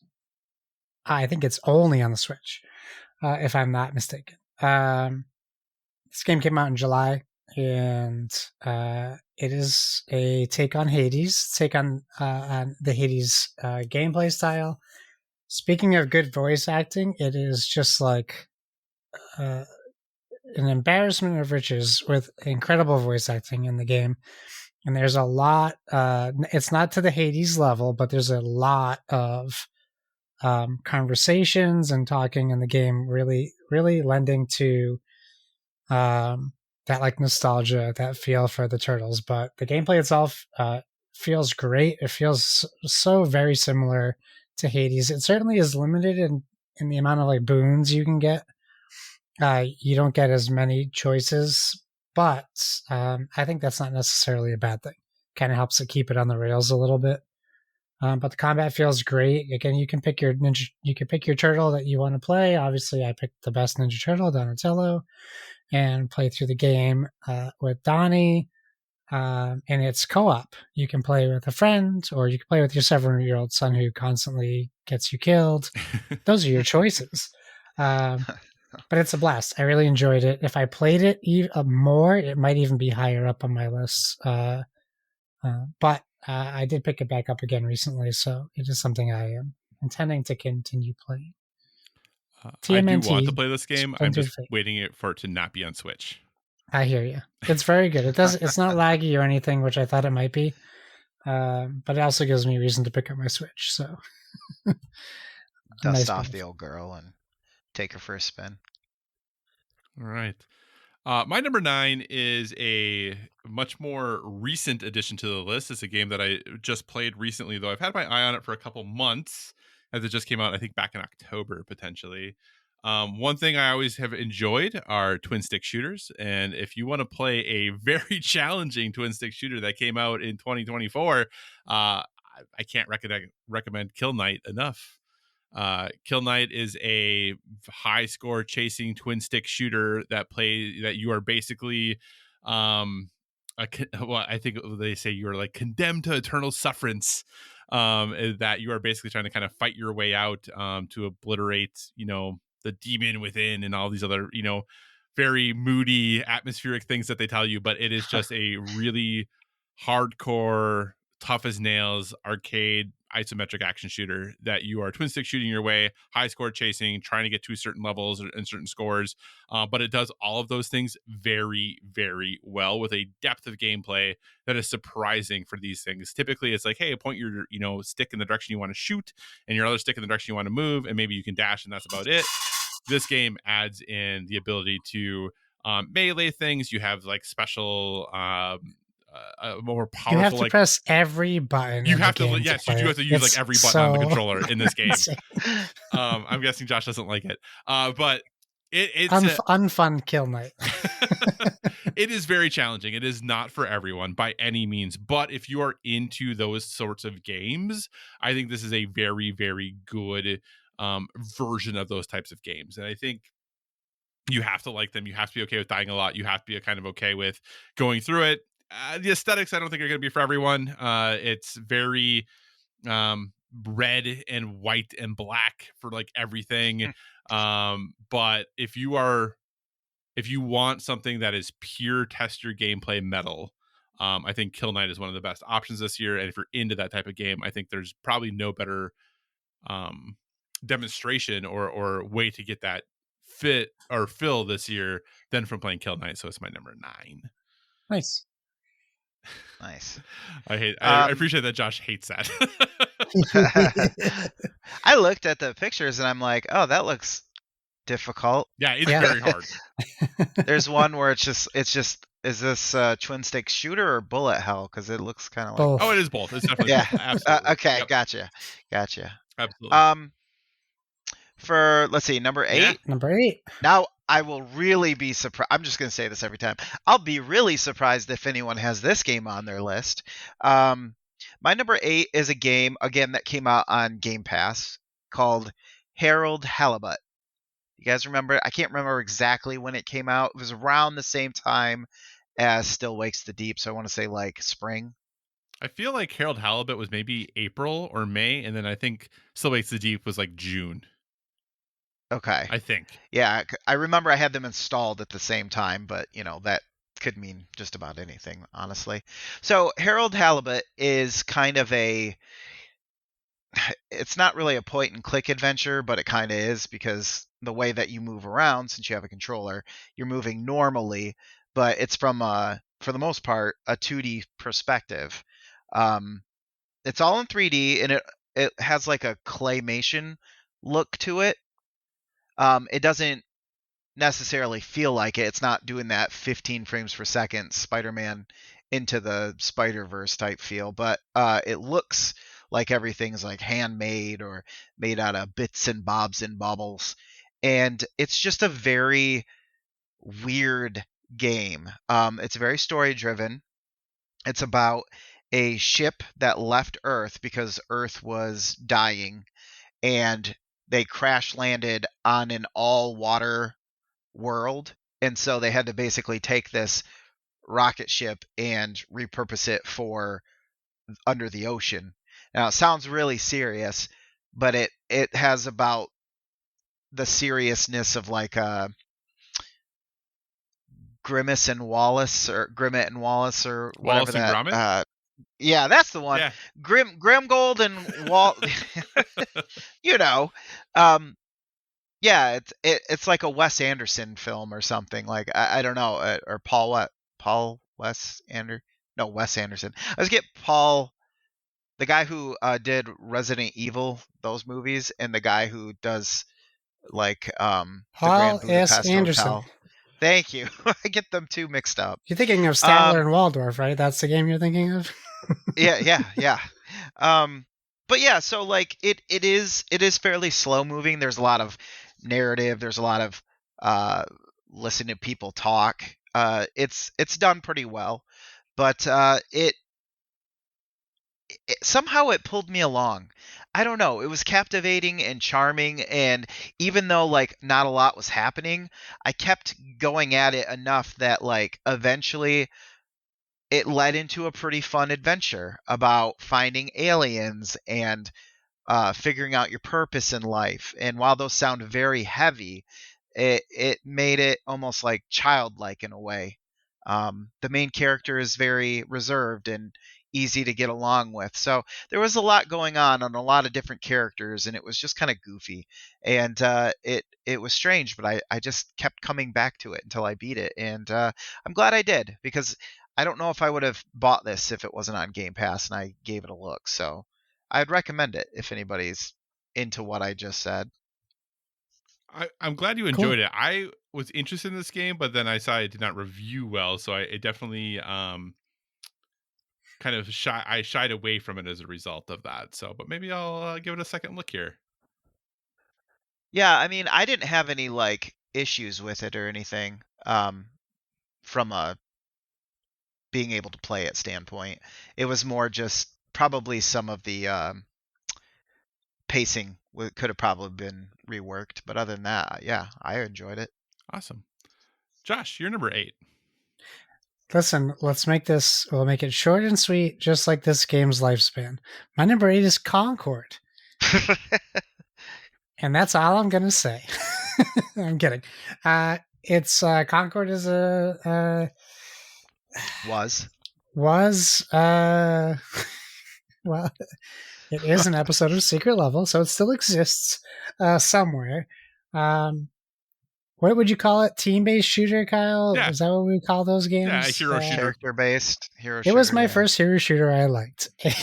and no one else that did. I was good at. Yeah, I mean, I just fell in love with that game, and unfortunately, it's, that's how my year has been going. So might as well throw in a game I can't play anymore too to my year. I really enjoyed it. I thought it played so smoothly, and everything just felt right. Honestly, I feel like I'm eulogizing it. It just it hit all the right chords for me. All the right concords. All the right concords. Thanks, Lucas. That's why we have you here. It was great. I love the characters. Each character was unique enough that you felt like you were playing a different type of game every time you played it. I just really have a soft spot in my heart for that Dead game. Talk about wild stories of the year. That PlayStation released a game, 2 weeks later just completely killed it, and then closed down the studio. Goodness gracious. And then a month later released a short film. I know, right? Yeah. Oops. What a weird thing. Okay, so that's Josh's number 8, Concord. My number 8 is a game I'm 99.8% confident will not be on Josh's list. I have no idea if it'll be on Lucas's, but I don't think so. Oh, interesting. I like this. Oh, there's a very certain type of game that won't make my list. Well, from what I know, you don't like these style of games, so maybe this broke the mold for you. But that's Prince of Persia: The Lost Crown. Oh yeah, it's not. Yeah, even exactly. Okay, close. I think so. So, Prince of Persia: The Lost Crown actually might have been like even the first game I played this year that was new. Metroidvania side-scrolling action platformer that puts you rings back the Prince of Persia series, and this is about as good of a Metroidvania as I think you can see from like a AAA developer. Like, this game is polished to no end. It has great animations. It feels good to play. It's got good platforming. It's got great combat. It's got neat little things like sprinkled throughout to make the game more accessible and easier for people to play and manage it, even if they're not Metroidvania people. The story is fine. It's Prince of Persia, whatever. But overall, this game just really if you like Metroidvanias, I think most of the best Metroidvanias these days are coming from smaller independent developers, but this is I think probably about as good of a Metroidvania as you can get from like a quote unquote AAA developer, other than if Nintendo does traditional Metroid games, right? Like, other than that, I think this is about as good as it can get. So I really enjoyed it. I'm very sad it clearly did not sell well enough, since this team is no longer doing anything with this game. And Ubisoft obviously has a ton of other things going on, but I loved this game. I want to go back and platinum it. It is just something I love my time with. And if you're into Metroidvanias, I think this is a very, very easy recommend. So that is my number 8, Prince of Persia: The Lost Crown. All right, Lucas. Cool. Nice. Number 7. Yeah. Well, I was going to say, I don't have that on my list. I actually tried that game, and I didn't enjoy it at all. That's actually, I played it for the first level, and I'm like, there was just something about it that I did not care for at all, which was weird because I like those type of games typically. The last one I played, I think, was Hollow Knight. So, yeah, I don't know. It just hit me completely the wrong way. No, that's fine. Number 7 for me. I'm actually still playing it right now. With everyone being on break right now, it makes it really hard to do any single player gaming. But my number 7 is Indiana Jones and the Great Circle. I gotta be honest, I'm not a huge Indiana Jones fan. I appreciate it and I will watch it, but like I know some people will watch it every time they see it playing on TV or whatever.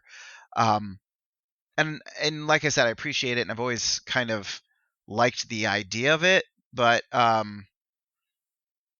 don't know, just never really struck a concord with me. But I decided to give the game a shot because it looked good, and I mean, it looked more like Indiana Jones than some of the movies had been Yeah. recently. So I booted it up, and you know what? It's pretty darn good. I had some issues in the beginning. There, you kind of once the adventure gets started, you go into kind of a hub world like Italy, where there's a couple of different places to go in the city and do some missions or do some side missions. Or what I really got hooked on and started to hate was fetching things. A lot of collectibles and stuff. And I always get hooked on the ones that help you level up or get new skills, stuff like that. So I'm always like hounding out those things. But after a while, I realized I didn't really have like I was getting a lot of these points to spend on skills, but you have to read books to get the skills. And so I stopped because I didn't have any I had a lot of money and nothing to spend it on because I couldn't find these books and stuff. And so once I realized I was spending way too much time in this one little area trying to find everything, I started doing more of just the main quests, and then I started to enjoy it a lot more, and I was making a lot more progress throughout the story, which was important because the timing of everything was getting bogged down in me like, hey Indy, go take a picture of this cat, instead of like figure out how this fountain opens up so you can continue the game. But yeah, it's done really well, and as you continue, things kind of get more and more adventurous, so to speak, and I am looking forward to finishing the rest of it. But from what I've seen, it's just like playing in the movie, to a certain degree. So yeah, I really enjoyed it. Yeah. How do you like the loud whip crack? I love it. It's so loud. Every time it is like I'll just be sneaking around, and that's the thing. I had to realize like you really don't have to sneak around that much unless you're going to get just bogged down by hundreds of enemies. But yeah, it's like you're sneaking around and then you whoosh, to climb up a ledge or something, and it's like, how did nobody hear Yeah, that? it's That was so as loud loud. as a gunshot. What the? That So was yeah. number 11 on my list. And Ooh. Okay, I can see that. I Yeah. look forward to exploiting a loophole next year because it releases on PlayStation next year. So I will be able to include it on my top 10 games next year. And I think it might make the top 10 next year Interesting. because Yeah, I'm really interesting. enjoying my time with it. I am playing it as well. I feel like I am lower on this game than just almost anyone is. I have a lot of nits to pick with this game. A significant number of nits to pick with this game, but it is not on my list, but That's fair. yeah. It's Yeah, not it is forever. fair. But maybe it'll Yeah. change once I'm going to keep playing it, but yeah. Yeah. All right, Josh, you're Okay. number 7. My number 7 is the game I've played most recently that I never had any intention of playing. So it surprised me that it made it to my list. And that is Balatro. And I got it on my phone because it just came out on mobile maybe a month ago. And I love it. I can't stop playing it. And what do I say about it?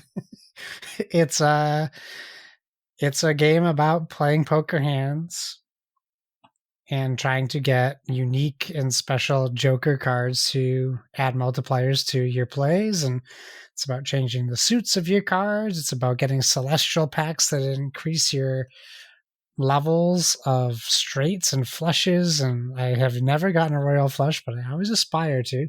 I really mostly play full houses and 2 pairs, but it's good enough to get. I have 3 complete runs now, and I love it, and I want to keep playing more of it. It's so nice that it's on my phone because I can play it while the TV is being occupied.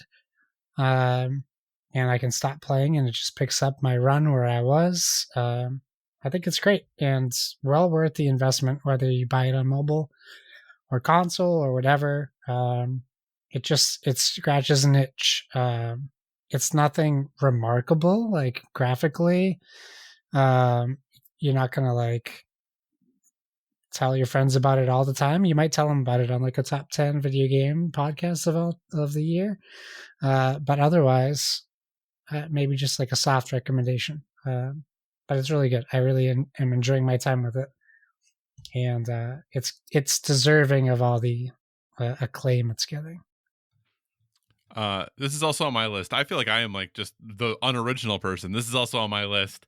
I echo everything you said. I think this game is incredible. The fact that it was done by one dude is pretty impressive. And it does that one more run thing almost better than any other kind of roguelite style game of just like one more run, just one more run, just one more run. And I think what is almost for me most like fun about this is the whole point of the game is to break the game. It's how busted of a combination can you make? So you get like 35,000 points in your first like hand. I mean, yeah, like, getting to where your points are like 1.2x repeating, just the whole goal is like how absurd of a combination can you make? And I just love that it is like lets you go crazy and the jokers allow that. And it's just such a simple, straightforward idea that is executed just brilliantly. And yeah, I love Balatro. It's one of the games I have played.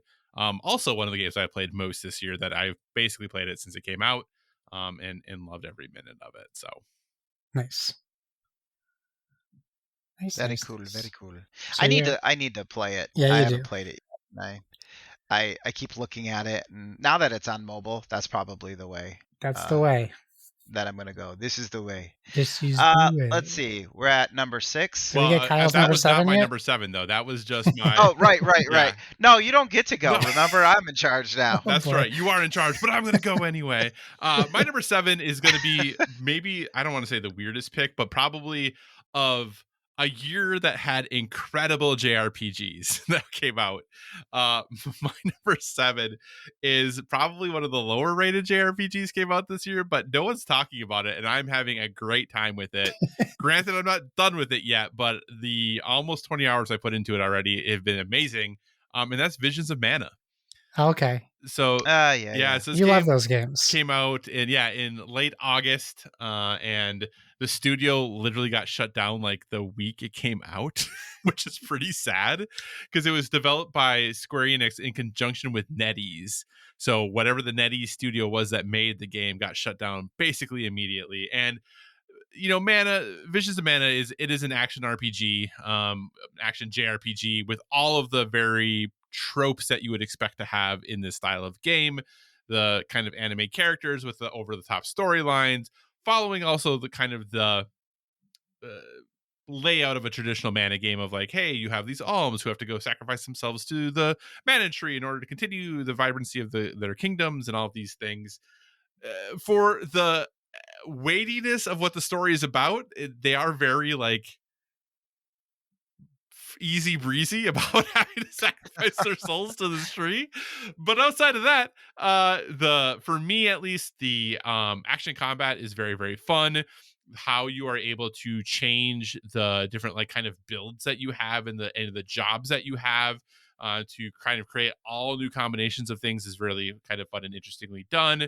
The world maps that you explore are very big and beautiful. The music has some highs and some lows. But I think what's going to really kind of separate the people who maybe enjoy this game from those who don't is it is very much a check the box, go collect all the things that are on the map, and then move on and kind of go to your next thing. If you are looking for this much more. A lot of RPGs have like progressed past this, and this is feels like a little bit stuck in the past of like, hey, go collect all the glowy things, go collect all and check all those boxes, open all the chests, collect as much grizzly honey as you can, and then kind of move on to your next thing. I like checkbox games. I always have. And this feels like a very, very good one of those to me. It's a really fun one as far as the combat goes. So I'm still really enjoying my time with it. We'll see if it holds for the entire length of it. But at this point, at least, I'm really having a great time with it. So Visions of Mana is my number 7. Nice. All right, Lucas, now you Now can go you if you'd can like go. to. Can I go now? For number 6 for me, this is more of a pick because it has a lot of meaning for me, but I actually thought the game was pretty good too for what it is. And that game is Princess Peach Showtime. Now, the reason why I have chosen this is because when my daughter, who is just getting into gaming, she's 5 years old, when she saw this was coming out, she was so excited. She loves Princess Peach. And so I bought it and we played it together. And that's kind of the big thing. Like, she would play most of it, and then she would get stuck like on a boss fight or something, and then I would help her. And I don't know, it was just kind of fun. You know, you got all these different plays, so to speak, all these different places in the theater that have different levels, like Wild West or Under the Ocean or whatever. And a lot of the time, each level was a different function of what you need to do. Like, there's an ice skating level where you're just kind of skating around and performing figure skating basically, and things like that, but also kicking the bad guy's butt. So, you know, it's probably not up there with most of the like the Marios and everything, but it was a pretty solid game. And I think that a lot of young girls out there who don't know what to start playing could probably play something like this and actually feel like they're playing a game instead of like Horse Stable Simulator, or, you know, some of these really bad things that have come out that just kind of feel like shovelware. All right. So Lucas is number 6, Princess Peach Showtime, which I'm sure is Josh's number 1 game of the year. But in Close. actuality, Josh, what is your My number 6 is certainly on one of the 2 of yours list, maybe both of your lists. I thought it would be higher, and that is Star Wars Outlaws. What do I say about it? I think it's a great game. I haven't played it since they patched it, updated it so stealth isn't mandatory anymore. But I assume that will increase my enjoyment of the game. In fact, when I told my wife about it, she was like, "Oh yeah, didn't you spend like 2 hours trying to do one mission before?" I was like, "Yes, I did. Thank you for noticing." I still enjoyed my time with it, but I can certainly see the appeal of removing the forced stealth on every mission. But that being said, we talked about voice actors earlier, and the voice actress who does Kay Vess is just so very good. I don't think they did her too great favors on the character model. I would say like one of the knocks I have against the game is the character models. I'm not these internet guys saying she's not attractive enough. I just don't think her character model is very well fleshed out. It's very like almost blurry, if that makes sense. It's just very washed out. Compared to other characters in the game, also like looking at other races and the detail they put into them, and then you look at your boring plain KVS, like that was a little bit of a bummer. But besides that, I really like the gameplay. I love the voice acting. I like how you have to balance between the syndicates, like who are you stealing from, who are you supporting. I really do like that aspect of the game, and it's in the Star Wars universe that it's true to the Star Wars universe. You go to these places that you can go then watch a movie and see that place you just went through, and it's so close, so very similar to what you're seeing on the big screen. So I really enjoyed my time with it. I'm not done with it. Just other games happen to come out, as they do, that called for my attention more and are also on my list above this game. But for number 6 is Star Wars Outlaws. Awesome. All right, my number 6 is a game that I am 100% confident is on both your lists. And the only reason it's this low on my list, or high, depending on how you want to look at it, is because I haven't played it enough yet. But it did make me wonder it made me think of all the mistakes I made by not playing this game more, and that is Helldivers 2. Yes. So I recently Lucas. Yeah, I just recently started playing Helldivers 2. I've played it literally 2 times with both of you. And it already is like one of the most fun experiences I've had easily this year. And I think with even just another player or two, this would easily be in my top 3. Because of only having 2 plays with it, I really didn't feel like I could put it any higher than this. But I don't have much more to say about it other than it is a righteous good time with playing with people. I assume this is on both of your lists. So it is on my list. Lucas or Josh, jump in and tell me all about Helldivers 2. Lucas, you want to go or I'll go? Sure. You're the boss. Listen here. I have this pretty high. Not to spoil it, but I've played this game a lot, like pretty much since it came out. I did have a section of time where I didn't play it as much more recently, just because we played the death out of it when it first came out. We were playing it pretty much every other day. And unfortunately, as we all know, it's hard to consistently get game time with some of the other people in our gaming groups. And that definitely came into play as we lost more and more people till eventually it was just we were doing duos and we were at a difficulty where it was getting too difficult for 2 people to handle, or at least 2 people like us who aren't sweaty tryhards. But yeah, I don't know. There's just something about this game, the way the missions play out. It's not, I wouldn't say it's like not open world. I wouldn't say it's the type of gameplay that's just is always. I look at Grand Theft Auto as emergent gameplay. That's the words I was trying to figure out.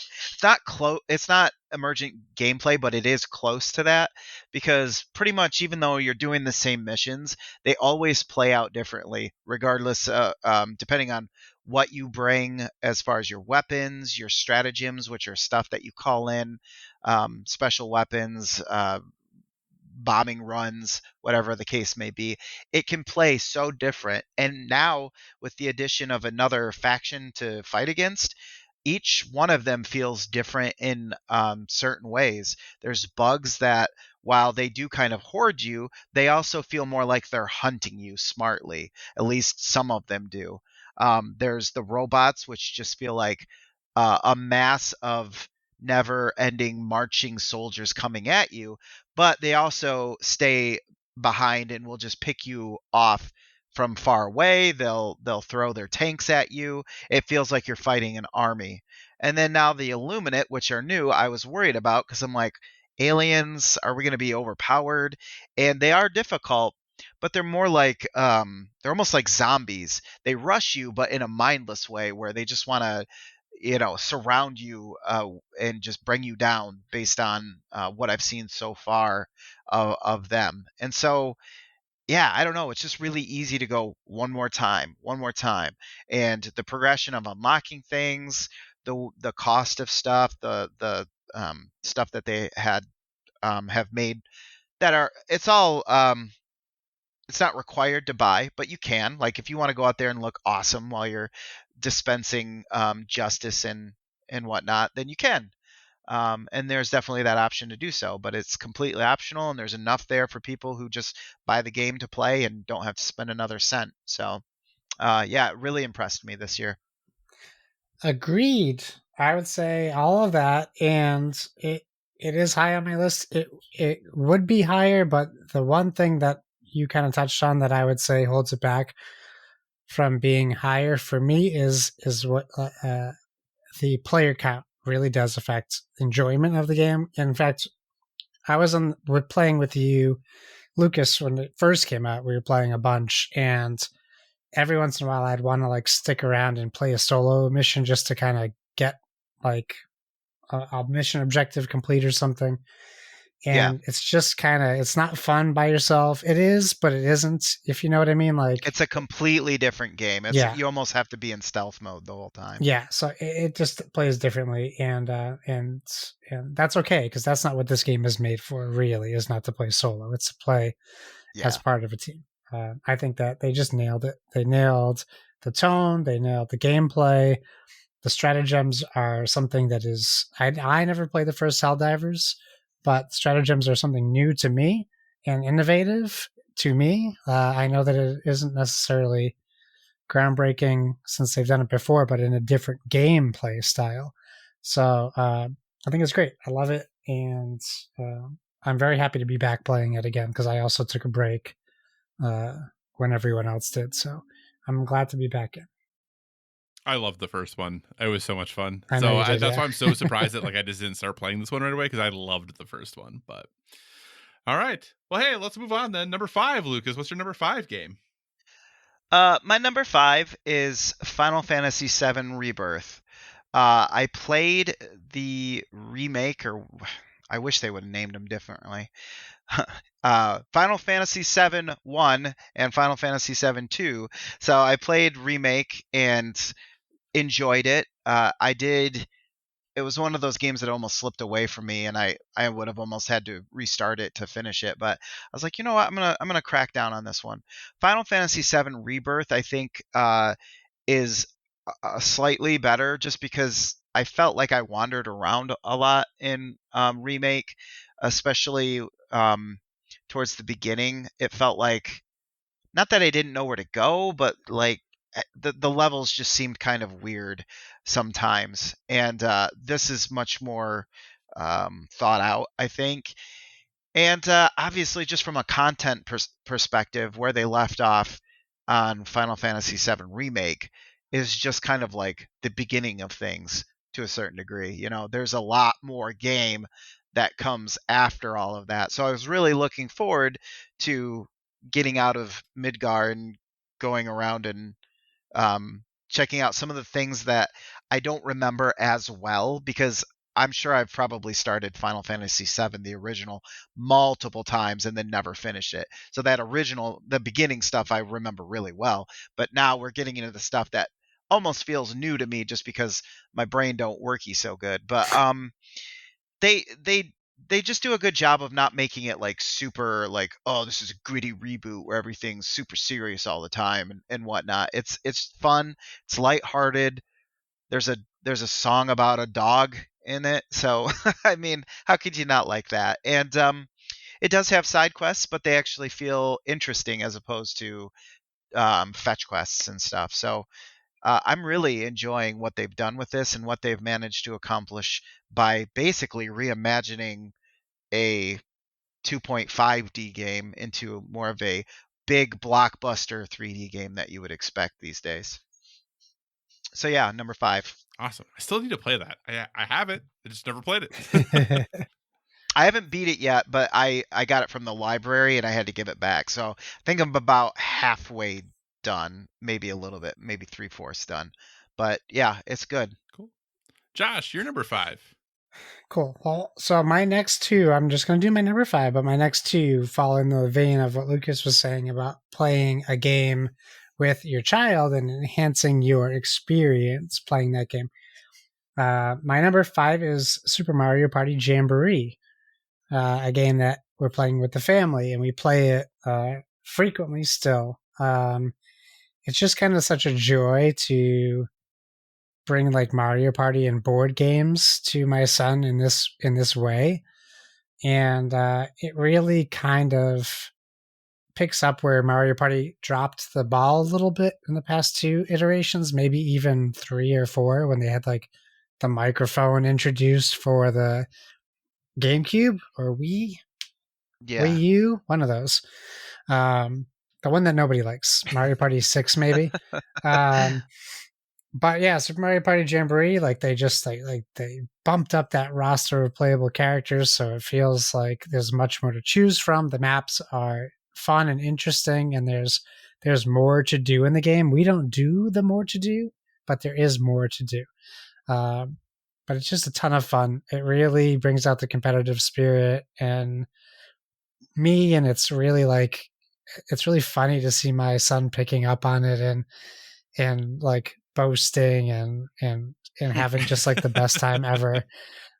So it's just such a joy to see that and play it, and to know like he's not going to get tired of it anytime soon, and neither will I, because there's a ton of mini games too. I do really wish Nintendo supported Mario Party with DLC, and I don't know why they don't do that, since they have like 400 DLCs for Mario Kart 8, a Wii U game, and no DLC for Mario Party games. But yeah, it's great. I love it. And if you like Mario Party, this is a big one. This is a big hit. I actually forgot about this game, and then now that we're on Christmas break, I was like, I should pick that up. I bought it today. We haven't played it yet, but I'm looking forward to playing it. It's great. Very cool. All right. My number 5 is a game that we've already talked about. My number 5 is Still Wakes the Deep.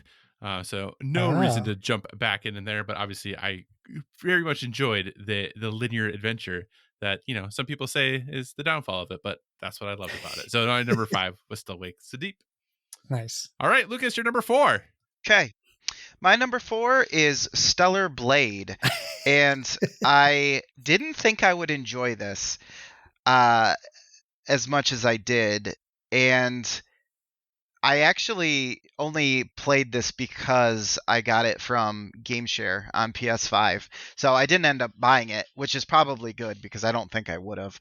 I've tried games like this. Bayonetta comes to mind, obviously, and I don't know. I didn't click with that one, but for some reason, maybe 2 reasons, I clicked with Stellar Blade a little bit more.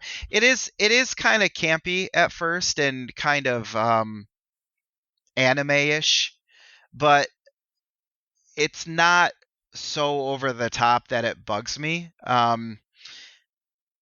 I couldn't decide if I wanted to use English voices or Japanese voices, for instance, because it's like, do I want to understand what they're saying but also be annoyed, or do I want to have to read and not be as annoyed by the sound of the voices? But I went with English, and I kind of got over it after a while. And what really makes this game higher in my list is that it's just a solid action hack and slash, whatever you want to call this thing, game with tons of unlockables, tons of things to do. It's kind of like in that same realm where it's sort of like Dark Souls, but kind of isn't, because you do have to take every enemy seriously, but at the same time, you're doing like 6,000 moves in the span of 2 seconds, and there's like an anime cutscene-esque thing happening in combat every so often, much like Devil May Cry or something like that. So yeah, I really enjoyed it more than I thought I would, and I'm actually contemplating another playthrough just to get all the costumes and that type of thing. So awesome. Yeah. Stellar Blade. I recently started this, but I am not far enough through it to be able to put it on the list. But I'm enjoying what I've played so far. So yeah, you are. I bet you are. All right, Josh, you're number 4. My number 4 is Lego Horizon Adventures. Wow. Okay. This is a game I did not expect to like. In fact, I was begrudging having to play it because I love Horizon so much. I assumed this would be just like all the other Lego games that I don't like. And it's not. It is a different kind of Lego game, which Kyle and I have talked about previously on the show. We just kind of like, I like that it's Lego, but it's not Lego, if that makes any sense. That being said, this is a game I played fully with my son. We played every level together. We completed it. We played all the extra levels after the main campaign, and we had such a fun time doing it. I also really appreciate the ability to select individual characters as invulnerable. So when we play together, he could be invulnerable except for falling off cliffs. And we just had the best time. And I want more games like that to play with my son while I have him at this age, and he'll still want to play games with me. Yeah. So this was an easy top 5 game for me. So happy to put it on my list. Cool. My number 4 is another duplicate, another game that we've already talked about.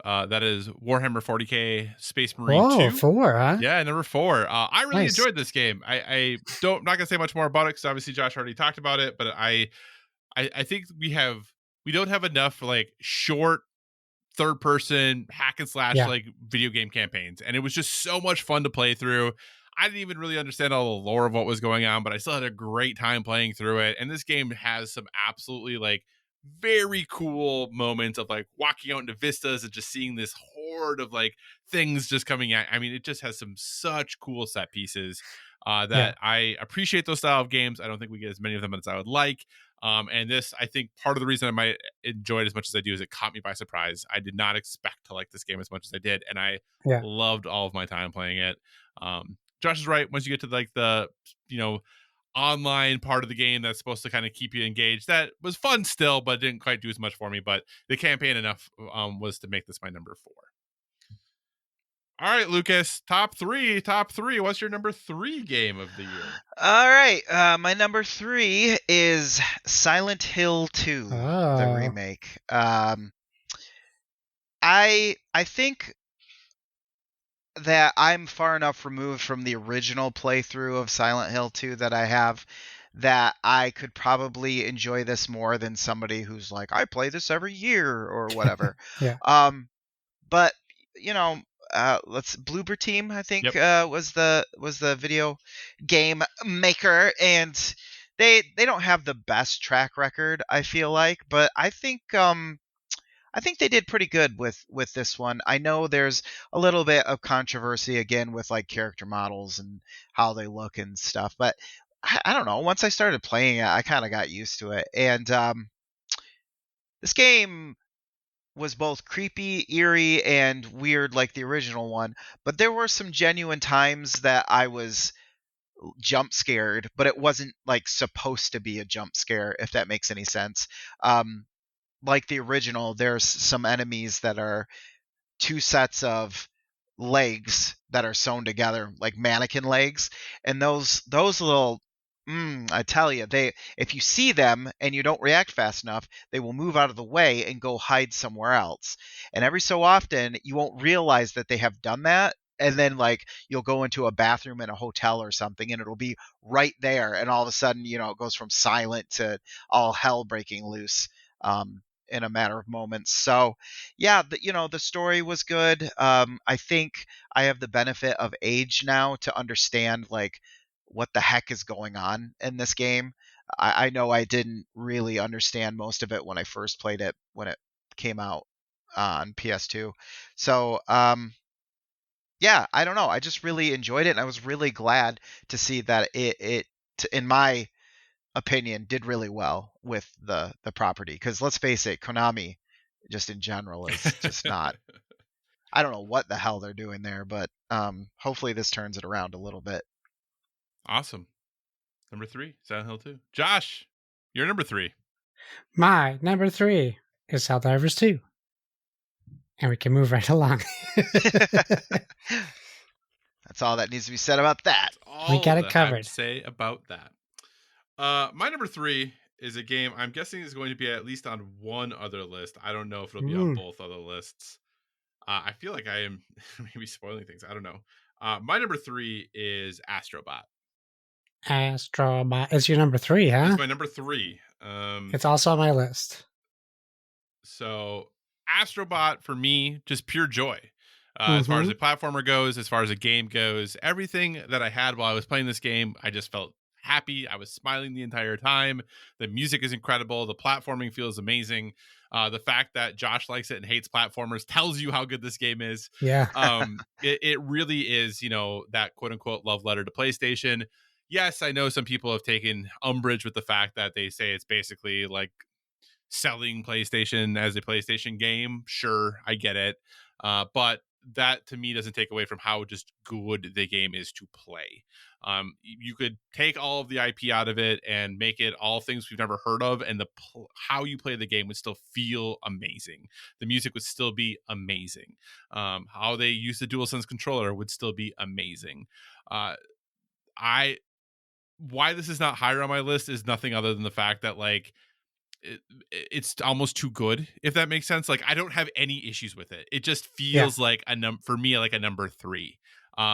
That's it. I don't know why that's like it's just not like edgy enough. I don't know, but no, my number 1 is very much my number 1. You play like a 1, but you look like a 3. Well, I'm just saying I have nothing bad to say about it, which makes it weird that it's my number 3. But it just the other 2 games that are above it just did things a little bit better for me. But yeah, I loved Astrobot. I think it's pretty much a must play if you have a PS5. But that's my number 3 is Astrobot. I think it's an almost perfect game. Yeah. If you take out those PlayStation logo levels, it's a perfect game. And it's also a game like my son was able to just take the controller and start his own playthrough and still do good and still have fun. Yeah. And you're not wrong. Like that PlayStation controller, like I play Astrobot and it makes me go, why doesn't every PlayStation game incorporate this controller the way that Astrobot does? Right. Yeah. It's so good. One of my favorite games. We'll get to it, but that's my 2 cents to add to yours. I haven't played Astrobot, but I'm looking forward to it. I have it. My son started it. I saw it. I loved Astro's Playroom, and so it's just a matter of time for me. It's like 10 times better than Astro's Playroom. Nice. All right, then. Off to our number 2 is Lucas, your number 2 game. Yeah, my number 2 is, as we have already covered, Star Wars Outlaws. Nice. I beat this before they patched it. I played the crap out of it. Yeah. I think what helped me is they make it so you can progress your skills and stuff as side missions, because I did run into early on where there was a mission I was supposed to do and I had a difficult time with it. But once I got through that, I started doing some more of the side missions and stuff, and I was just having a heck of a time with it. It just as an exercise at looking of the atmosphere of Star Wars, I feel like this game has done it better than any of them so far as a world to just kind of mull about in and go play sabacc and just kind of listen to what the people have to say and look at all the costumes and everything. So yeah, I really did enjoy Outlaws, and I know that a lot of people had some problems with it, but I only had a few, and I was able to get around some of the issues I had, and I beat the game, and I had a pleasant time. Awesome. That's all you can ask for, really. That's all you can ask for. All right, Josh, your number 2. My number 2 is Astrobot. We just talked about it. Yeah, my number 2 is Astrobot. And until 2 weeks ago, it was my number 1. Oh, interesting. Until 2 weeks ago. Wow. Yeah. Wow. Okay. That's all I'll say about that. Lucas says his number 2 is in the toilet. Just thought I'd read that out loud for people to hear. Those jokes aren't meant for those people. So Josh's number 2, Astrobot. My number 2 is a game we've already talked about. Like I said, I feel like a broken record sometimes. My number 2 is Balatro. Nice. I adored this game, as we talked about. Just because, like I said, Astrobot, like I can't say anything bad about it. Like I have nothing to improve about it with it. Balatro had moments where it made me feel so incredibly smart. Yeah. I'm not any smarter than anyone else who played the game, but sometimes when you get those combos to work out in incredible ways, you're like, feel like a genius. And Astrobot, I always felt good, but I never felt like a genius while I was playing it. But Balatro, I definitely did. And as a result, like feeling like you're like pulling something over on the game that's, totally designed in the game to work that way, but you still feel like you outsmarted it. Just a great feeling. And as a result, Balatro is my number 2. Nice. All right. The biggie. No pressure, guest. What's that? Number 1. Said no pressure, guest. Yeah, Lucas, your that's okay. number 1 best game of the year. That's okay, because we've already talked about it. For Oh, me, it's Helldivers 2. nice. I'll just say, like, yeah, I put a lot of time into it, and that's one of the big things. I also just want to mention they have an actual real life DM or game master. Yeah. His name's Joel, and like a lot of that stuff too was interesting for me, even when I wasn't playing the game. So I don't know. There's just a lot of things that are tied together. But just most of all, it was one of the few games earlier in the year that it brought us all together to play for a bit, and it is now too. Yeah. And like we had some good times, especially when Josh throws a big boomer and doesn't Always. tell anyone. I and love we my all, 380s. hey, I don't blame you. So yeah, that was number one for me. And a very worthy number one. Like I said, if I had played more, it probably would be far higher on my list. So that's my only disappointment. All right, Josh, what's your number one? I'm very curious as to what this is. Wow, my number one hasn't been on anyone's list yet. Wow. It was number 2 up until 2 weeks ago. It's not because I'm playing a new game that all of a sudden changed. I just put more time into it from originally playing it, and that is Dragon Age Veilguard. Dragon Age Veilguard has single-handedly restored my faith in BioWare. We'll see how long it lasts, but for now, I'm back on board. I'm on the train. We're riding. We're going choo-choo all the way to the lighthouse, and you'll get that reference if you play the game. I love it. I really just kind of got back into the groove. I think the game has been solid ever since I've been playing it. However, I'm getting further into the story now. I'm pretty far in, like almost, I think I'm near end game. But it really is delivering on that BioWare storytelling that I love so much, adding in this just phenomenal combat system. The combat is so good in this game. It feels I'm even at the point where I'm like, am I too good at combat right now?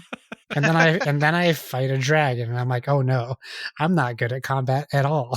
I'm just fighting lower level goons. I'm just leveled up. Yeah. Yeah. It never ceases to raise the stakes. It has recently I've had to make some pretty tough decisions that are like those original Mass Effect decisions that change the flow of the game and change how your companions view you and how they react around you, and even if they stay with you. So I'm just loving it to death. I love Rook, the main character. They did such a good job at incorporating your character customization into full-on cutscenes. So it really feels like your character is the main character, not just like your custom character. In fact, I bet if I asked my wife, who's watched me play a lot, if she knew I could change the appearance of the character, she probably wouldn't know that because it feels so natural with the storytelling. And just, yeah, I'm at the point where I can't say more because I don't want to spoil anything, but I'm just really digging it. This is going to be, I think, an all-timer for me. I'm really enjoying it. Wow. Awesome. Can I ask you an important question? Yes. But how many companions have you romanced? Well, I've been careful about that because BioWare this isn't a harem game. So BioWare kind of limits you to, at least in the past, you can't really have multiple companions. Yeah, that's true. So I haven't explored that yet. I'm being very careful. I have picked out my person I'm most interested in. Very careful how I said what I was going to say. So I am attempting to romance Balara, and I am a female Rook, so we'll see if that's even possible. But it better be, or the internet will be really mad. Yeah, I'm sure the internet's already mad about this game, so I don't bother to look. They don't like the art style. They don't like this. They don't like that. They don't like that your progression from Dragon Age 1 doesn't carry over to Dragon Age Veilguard. So sorry. Figures.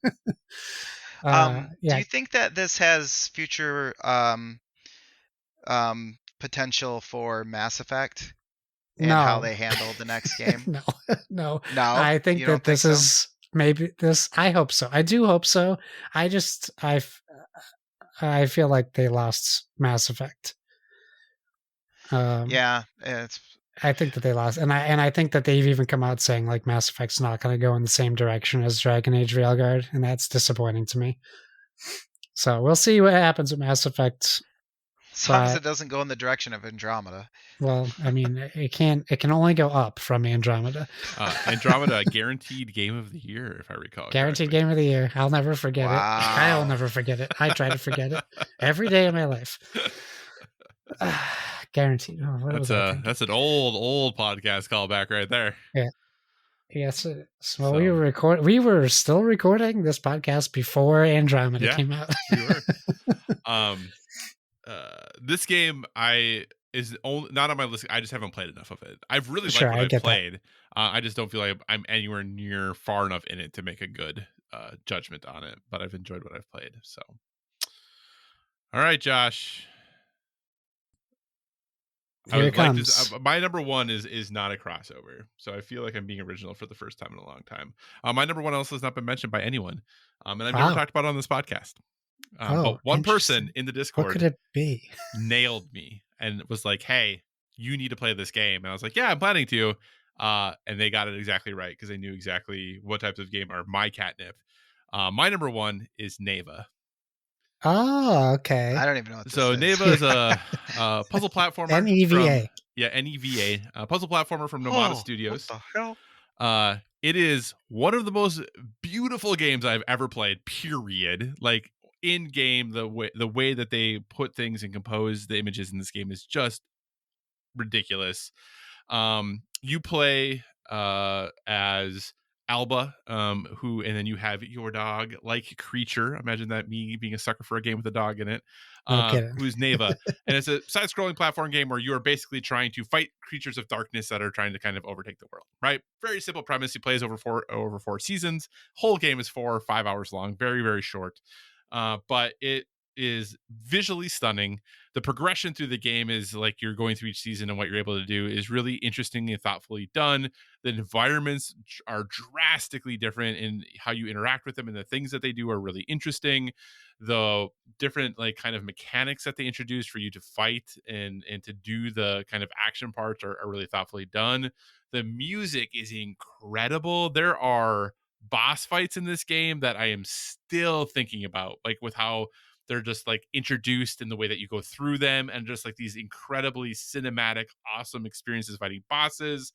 And, it has a dog that tries to kick butt, which I love. Right. So, this game just checked all of the boxes for me. I loved my time with it. I am planning to go back and platinum it, but I just did not want to like go back in and then just try to kind of like perfunctorily try to like retry parts of the game over and over to like get the trophies that I needed until I was like well removed from my experience with it. But I adored this game. I played it right before we did like our top 10 games of all time, and I was like, do I put this game on that list? Like, that's how much I like this game. But I didn't, obviously, but I really, really enjoy this game. So if you are into kind of emotionally in tune side-scrolling platformer action games, like I can't recommend this enough. I loved it. Donnie loved it. He's the one who was like, hey, Kyle, you need to play this. And it was also, I believe, if you listen to PSPG, I believe it was his game of the year as well.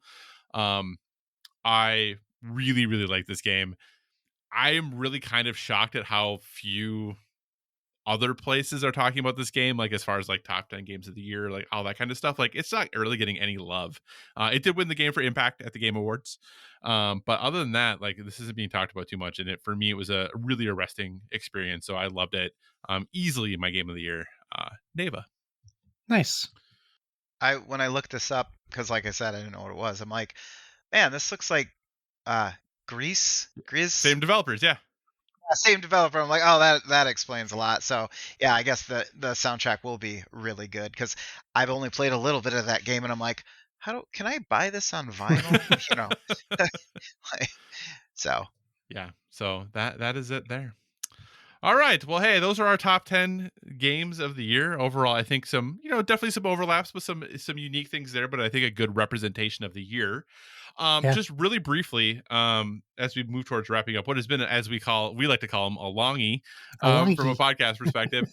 Anytime it's in the rough, anything you want to throw out that wasn't in your top 10, but you think people should check out? Oh, what's in my honorable mentions? Marvel Rivals, Indiana Jones, The First Descendant, and I actually put Suicide Squad Kills the Justice League because I actually think that has a solid story. And the gameplay is pretty fun if you get the right character for you.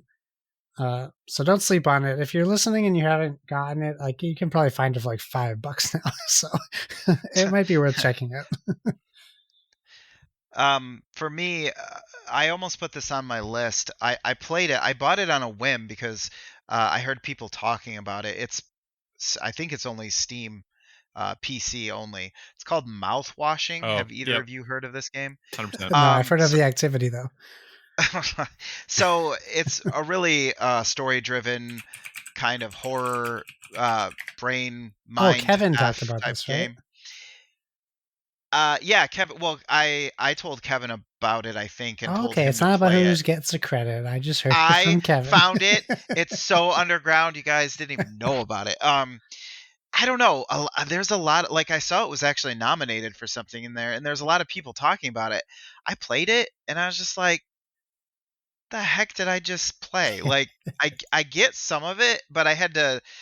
It's not that I don't get what was happening. I didn't get why things were happening, I guess. So some of the characters kind of fell flat for me. I didn't feel like it was deep enough to convey the ideas that they were trying to convey. And that's why I would be interested to hear anybody else's opinion who's also played it. Because for me, it missed the mark based on what I was reading about it before I bought it. Okay. Interesting. Yeah, I've heard of the game, but since my gaming PC is a potato, I have not played it. But it sounds interesting. Oh, it'll run on that. Trust me, it looks like a potato. For me, from a kind of like other things that I considered that haven't been messaged, the only other things that almost made my list were like Cat Quest 3 and Grand Blue Fantasy Relink. So those were the other two things that almost made my top 10. Any disappointments this year? Suicide Squad Killed the Justice League. Can I have it both a recommendation and a disappointment? Yeah. As far as things, Borderlands the movie, I can't believe you watched it. That would be. I haven't. That's part of the problem. I knew to stay away. So, man, poor Borderlands. Josh, though, I mean, I know he was like there day one because he is such a Borderlands fan. Okay, never mind. I'm not responding. He's not going to dignify that with a response. All right. My biggest disappointment, and I don't want to. This is always tough because I don't want to like punch an indie developer. I was really disappointed by the Plucky Squire. I really wanted to like that game, and I really didn't. Such a cool concept, just not great execution. That was on my radar. Actually, can I just say I'm really disappointed by Breath of the Wild? Is that still? Every year. I still say that every year. Okay. So, cool. And my other disappointed is I put maybe I kind of am disappointed by Indiana Jones. But monster. Hold on. I could see that. The reason being is I think everyone else built it up too much before I started playing it. So I think that's more of what it is. It's the expectations I had going in based off of how effusive everyone else was about it. So that's not the game's fault per se, right? But I've had a lot of things that I'm like, there's so much extra stuff in that game that just doesn't need to be there. Like, why do I gain extra temporary health? Why do I gain extra, like none of that matters. Like why am I gaining repair kits for the gun I never use? Yeah. Like it just exactly. It just felt like they were putting like all these systems in because they felt like they had to have them. And I think the game actually would be way better without them. But that's just. I mean, even though I put it on my list, part of that is because I haven't played a lot of games from this year, and I would call this like a high 7 game, honestly, if I had to give it a score. So. High 7's pretty good. Yeah, it's not bad. Yeah, it's not bad these days. Yeah, I agree with you, Kyle. I think that it's also a certain type of game, right? Like it's definitely not for everyone. I didn't think I would even like it at all because I notoriously don't like machine games. Yeah. So I was surprised to like it. But I get what you're saying. There's a lot on stuff there that doesn't add to the gameplay. And I think, like Lucas said, like skipping, like the point of like saying like I'm skipping side quests says something about the game too. Like, Yeah. maybe they don't need to be in there. Because maybe I should do that. Maybe I should just Skip 'em. just Golden Path mainline it, and then I would like it more. I don't know, but Yeah. I'm like, oh my gosh, I feel so. You shouldn't have to feel forced to like it either. Like, Well, it's yeah, okay and, that you don't like it. like I said, and part of it too is, as we talked about last month, I love machine games. Like Wolfenstein 2 is one of my favorite games of all time. I love the way combat feels in their games, and in this game where I'm trying to actively avoid combat at all costs, Yeah. I'm like, but that's what I like about machine. But anyway, that's fine. All right. Any games that you played for the first time this year that didn't come out in 2024 that you really enjoyed? Not that I can think of. I've got a few if you want to take time to think.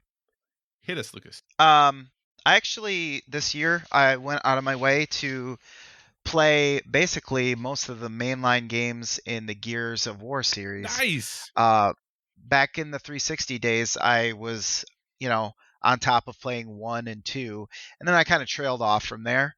And so I was like, you know what, I'm gonna go back and try these again. And yeah, I played them all 1, 2, 3, 4, 5. That weird Bard, the one with Bard and or Baird or whatever his name is, and all of that stuff. The only one I didn't do yet is Tactics, although I had started that. I really like Tactics. The past. I like that type of game, so I was Gears of War out, so it was easy to skip that one at the moment. The Dark Pictures anthology, I did the whole anthology. Yeah. I started Man of Medan a couple of times, and then I was like, you know what, I'm gonna push through them, because honestly, my thinking was, if I feel like watching a movie, I'll feel like playing this game, because it's basically, it's not as involved as something like Indiana Jones or something like that.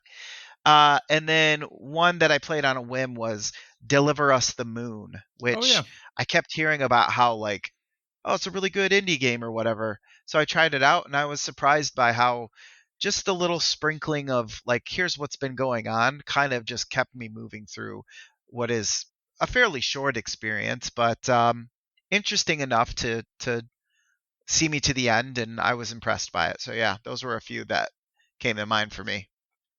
Nice. Very cool. I don't know that I played anything old that I hadn't played before, because I was replaying so many things to be able to do our favorite games of all time. So I played a lot of old things, but they're all things I had played previously. Yeah. For the most part. Okay. So yeah. But yeah, I'm also a huge Gears of War fan. That group of games is so good.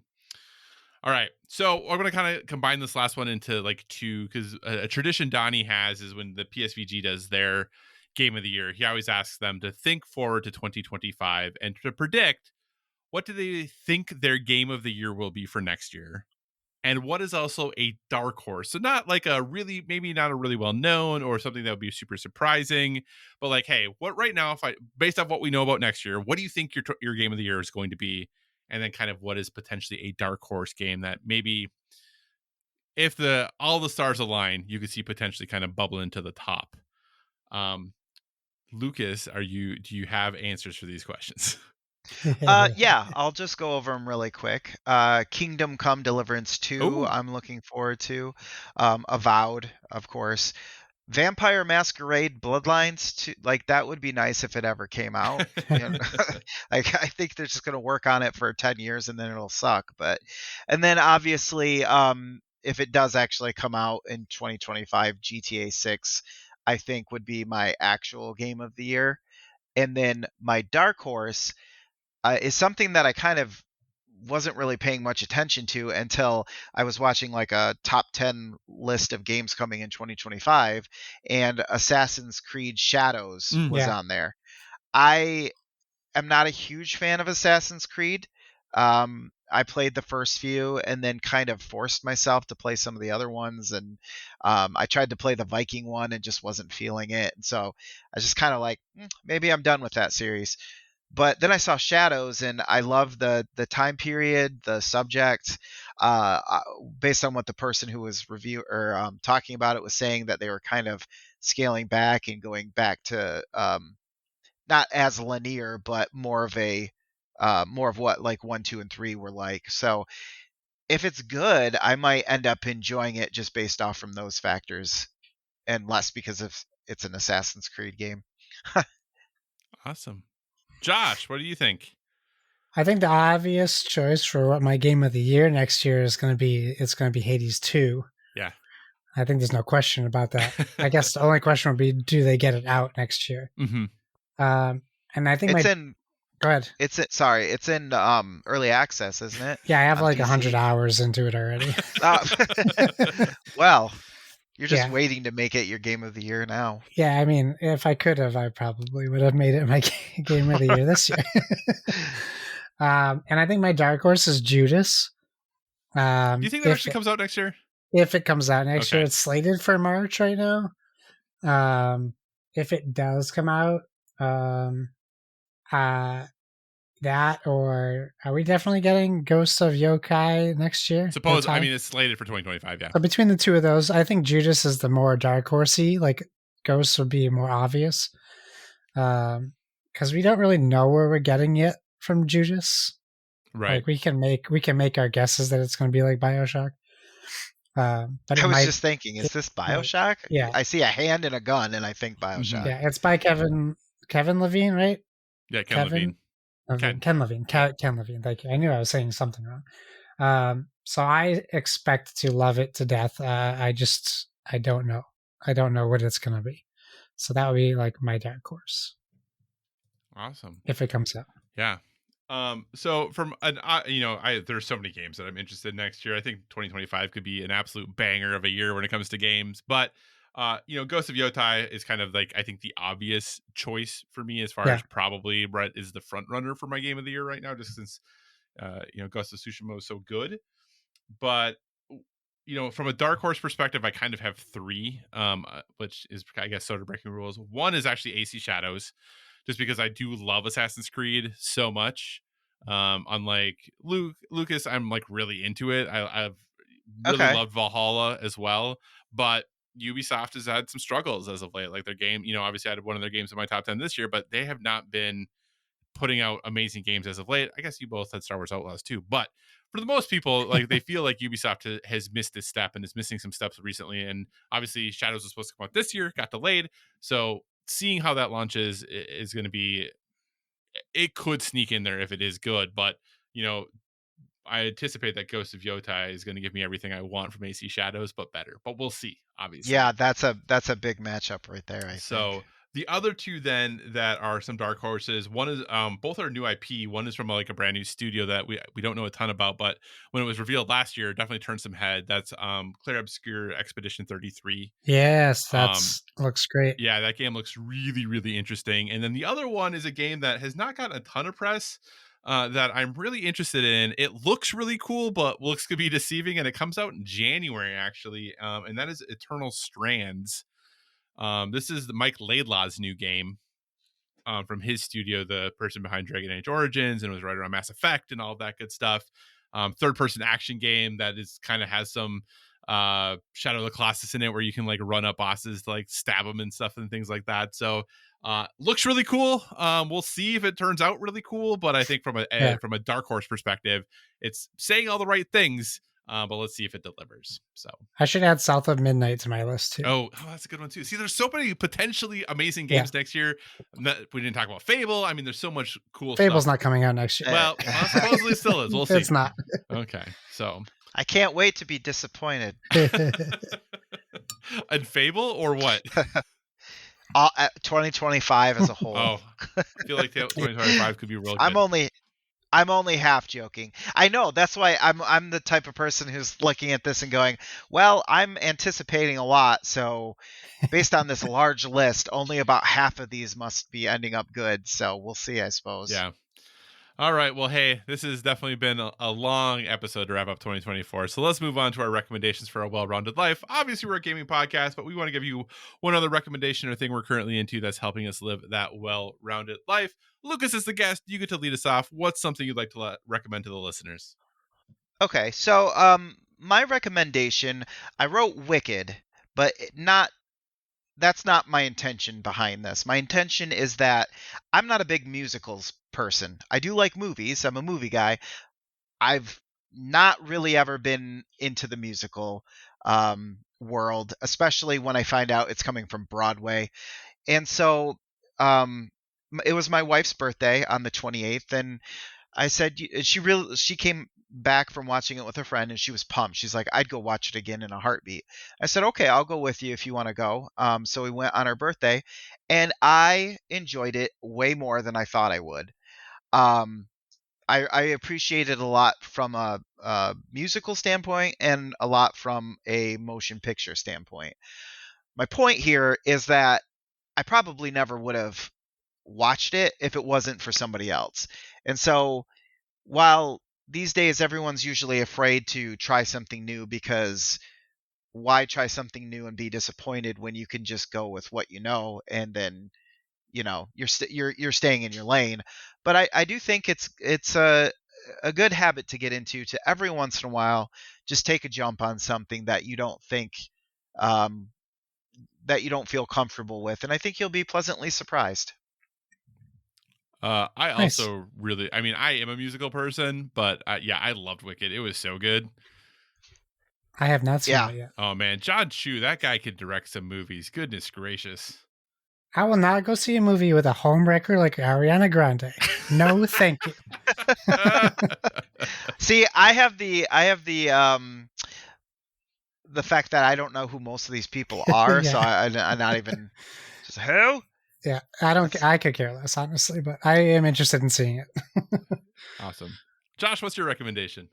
All right, so this is a double down. I think I recommended this last month. Lucas, are you familiar with the TV show called The Dragon Prince? No, I don't think so. It is on Netflix. It is a show I started watching with my son.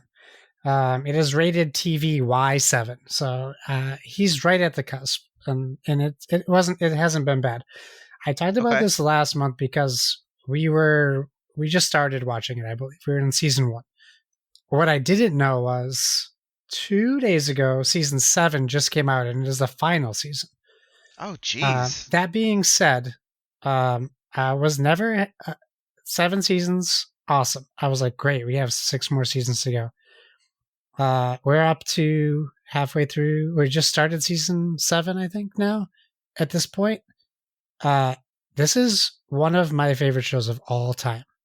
For me, I think this is one of the best written shows I have ever watched. Forget that it is animated. It is this. There's things in this show that my son cannot grasp. There's things in the show that I am shocked. At points, my jaw drops. I'm constantly being surprised. There's an episode. Each season is a book, so it's like book 1, chapter 1. See that. And like season 6, there's a chapter called The Red Wedding, and I was like, oh no. Oh no. I don't know if Jameson should be in the room for this one, but it is. Yeah, I don't even know what to say about this except what Lucas said. Give it a shot. If it's something that you didn't think you'd be interested in, what do you got to lose? Check it out. Give it a shot. Just because it's animated doesn't necessarily mean it's for kids. Doesn't mean it can't be good writing, even if it is for kids. I'm just blown away with how well this show is written. The character development, the lessons learned, the beautiful art, and there's dragons, of course. It just really has blown me away with how much of a liking I have taken to this game. And I found they make a board game, so I bought it for my son for Christmas. So now I have a board game of it as well, which I'll probably never play, but I will try to play it. Yeah, it has just really caught me off guard with how enamored I am with it. It's just phenomenal. I added it to my watch list after you had recommended it, but I have not finished Psych yet, which I'm also watching on your recommendation. So once I finish Psych, I will move on to this. So nice. Yeah, it's up there. It's up there with Lost. It's up there with Firefly. It's up there with Breaking Bad. It's up there with some of the best TV shows. It's just so good. All right. And my recommendation is The Remarkable Life of Eibelin, which is a documentary on Netflix about a World of Warcraft player. Talks a little bit about his life outside of the game, and then some things happen in his life.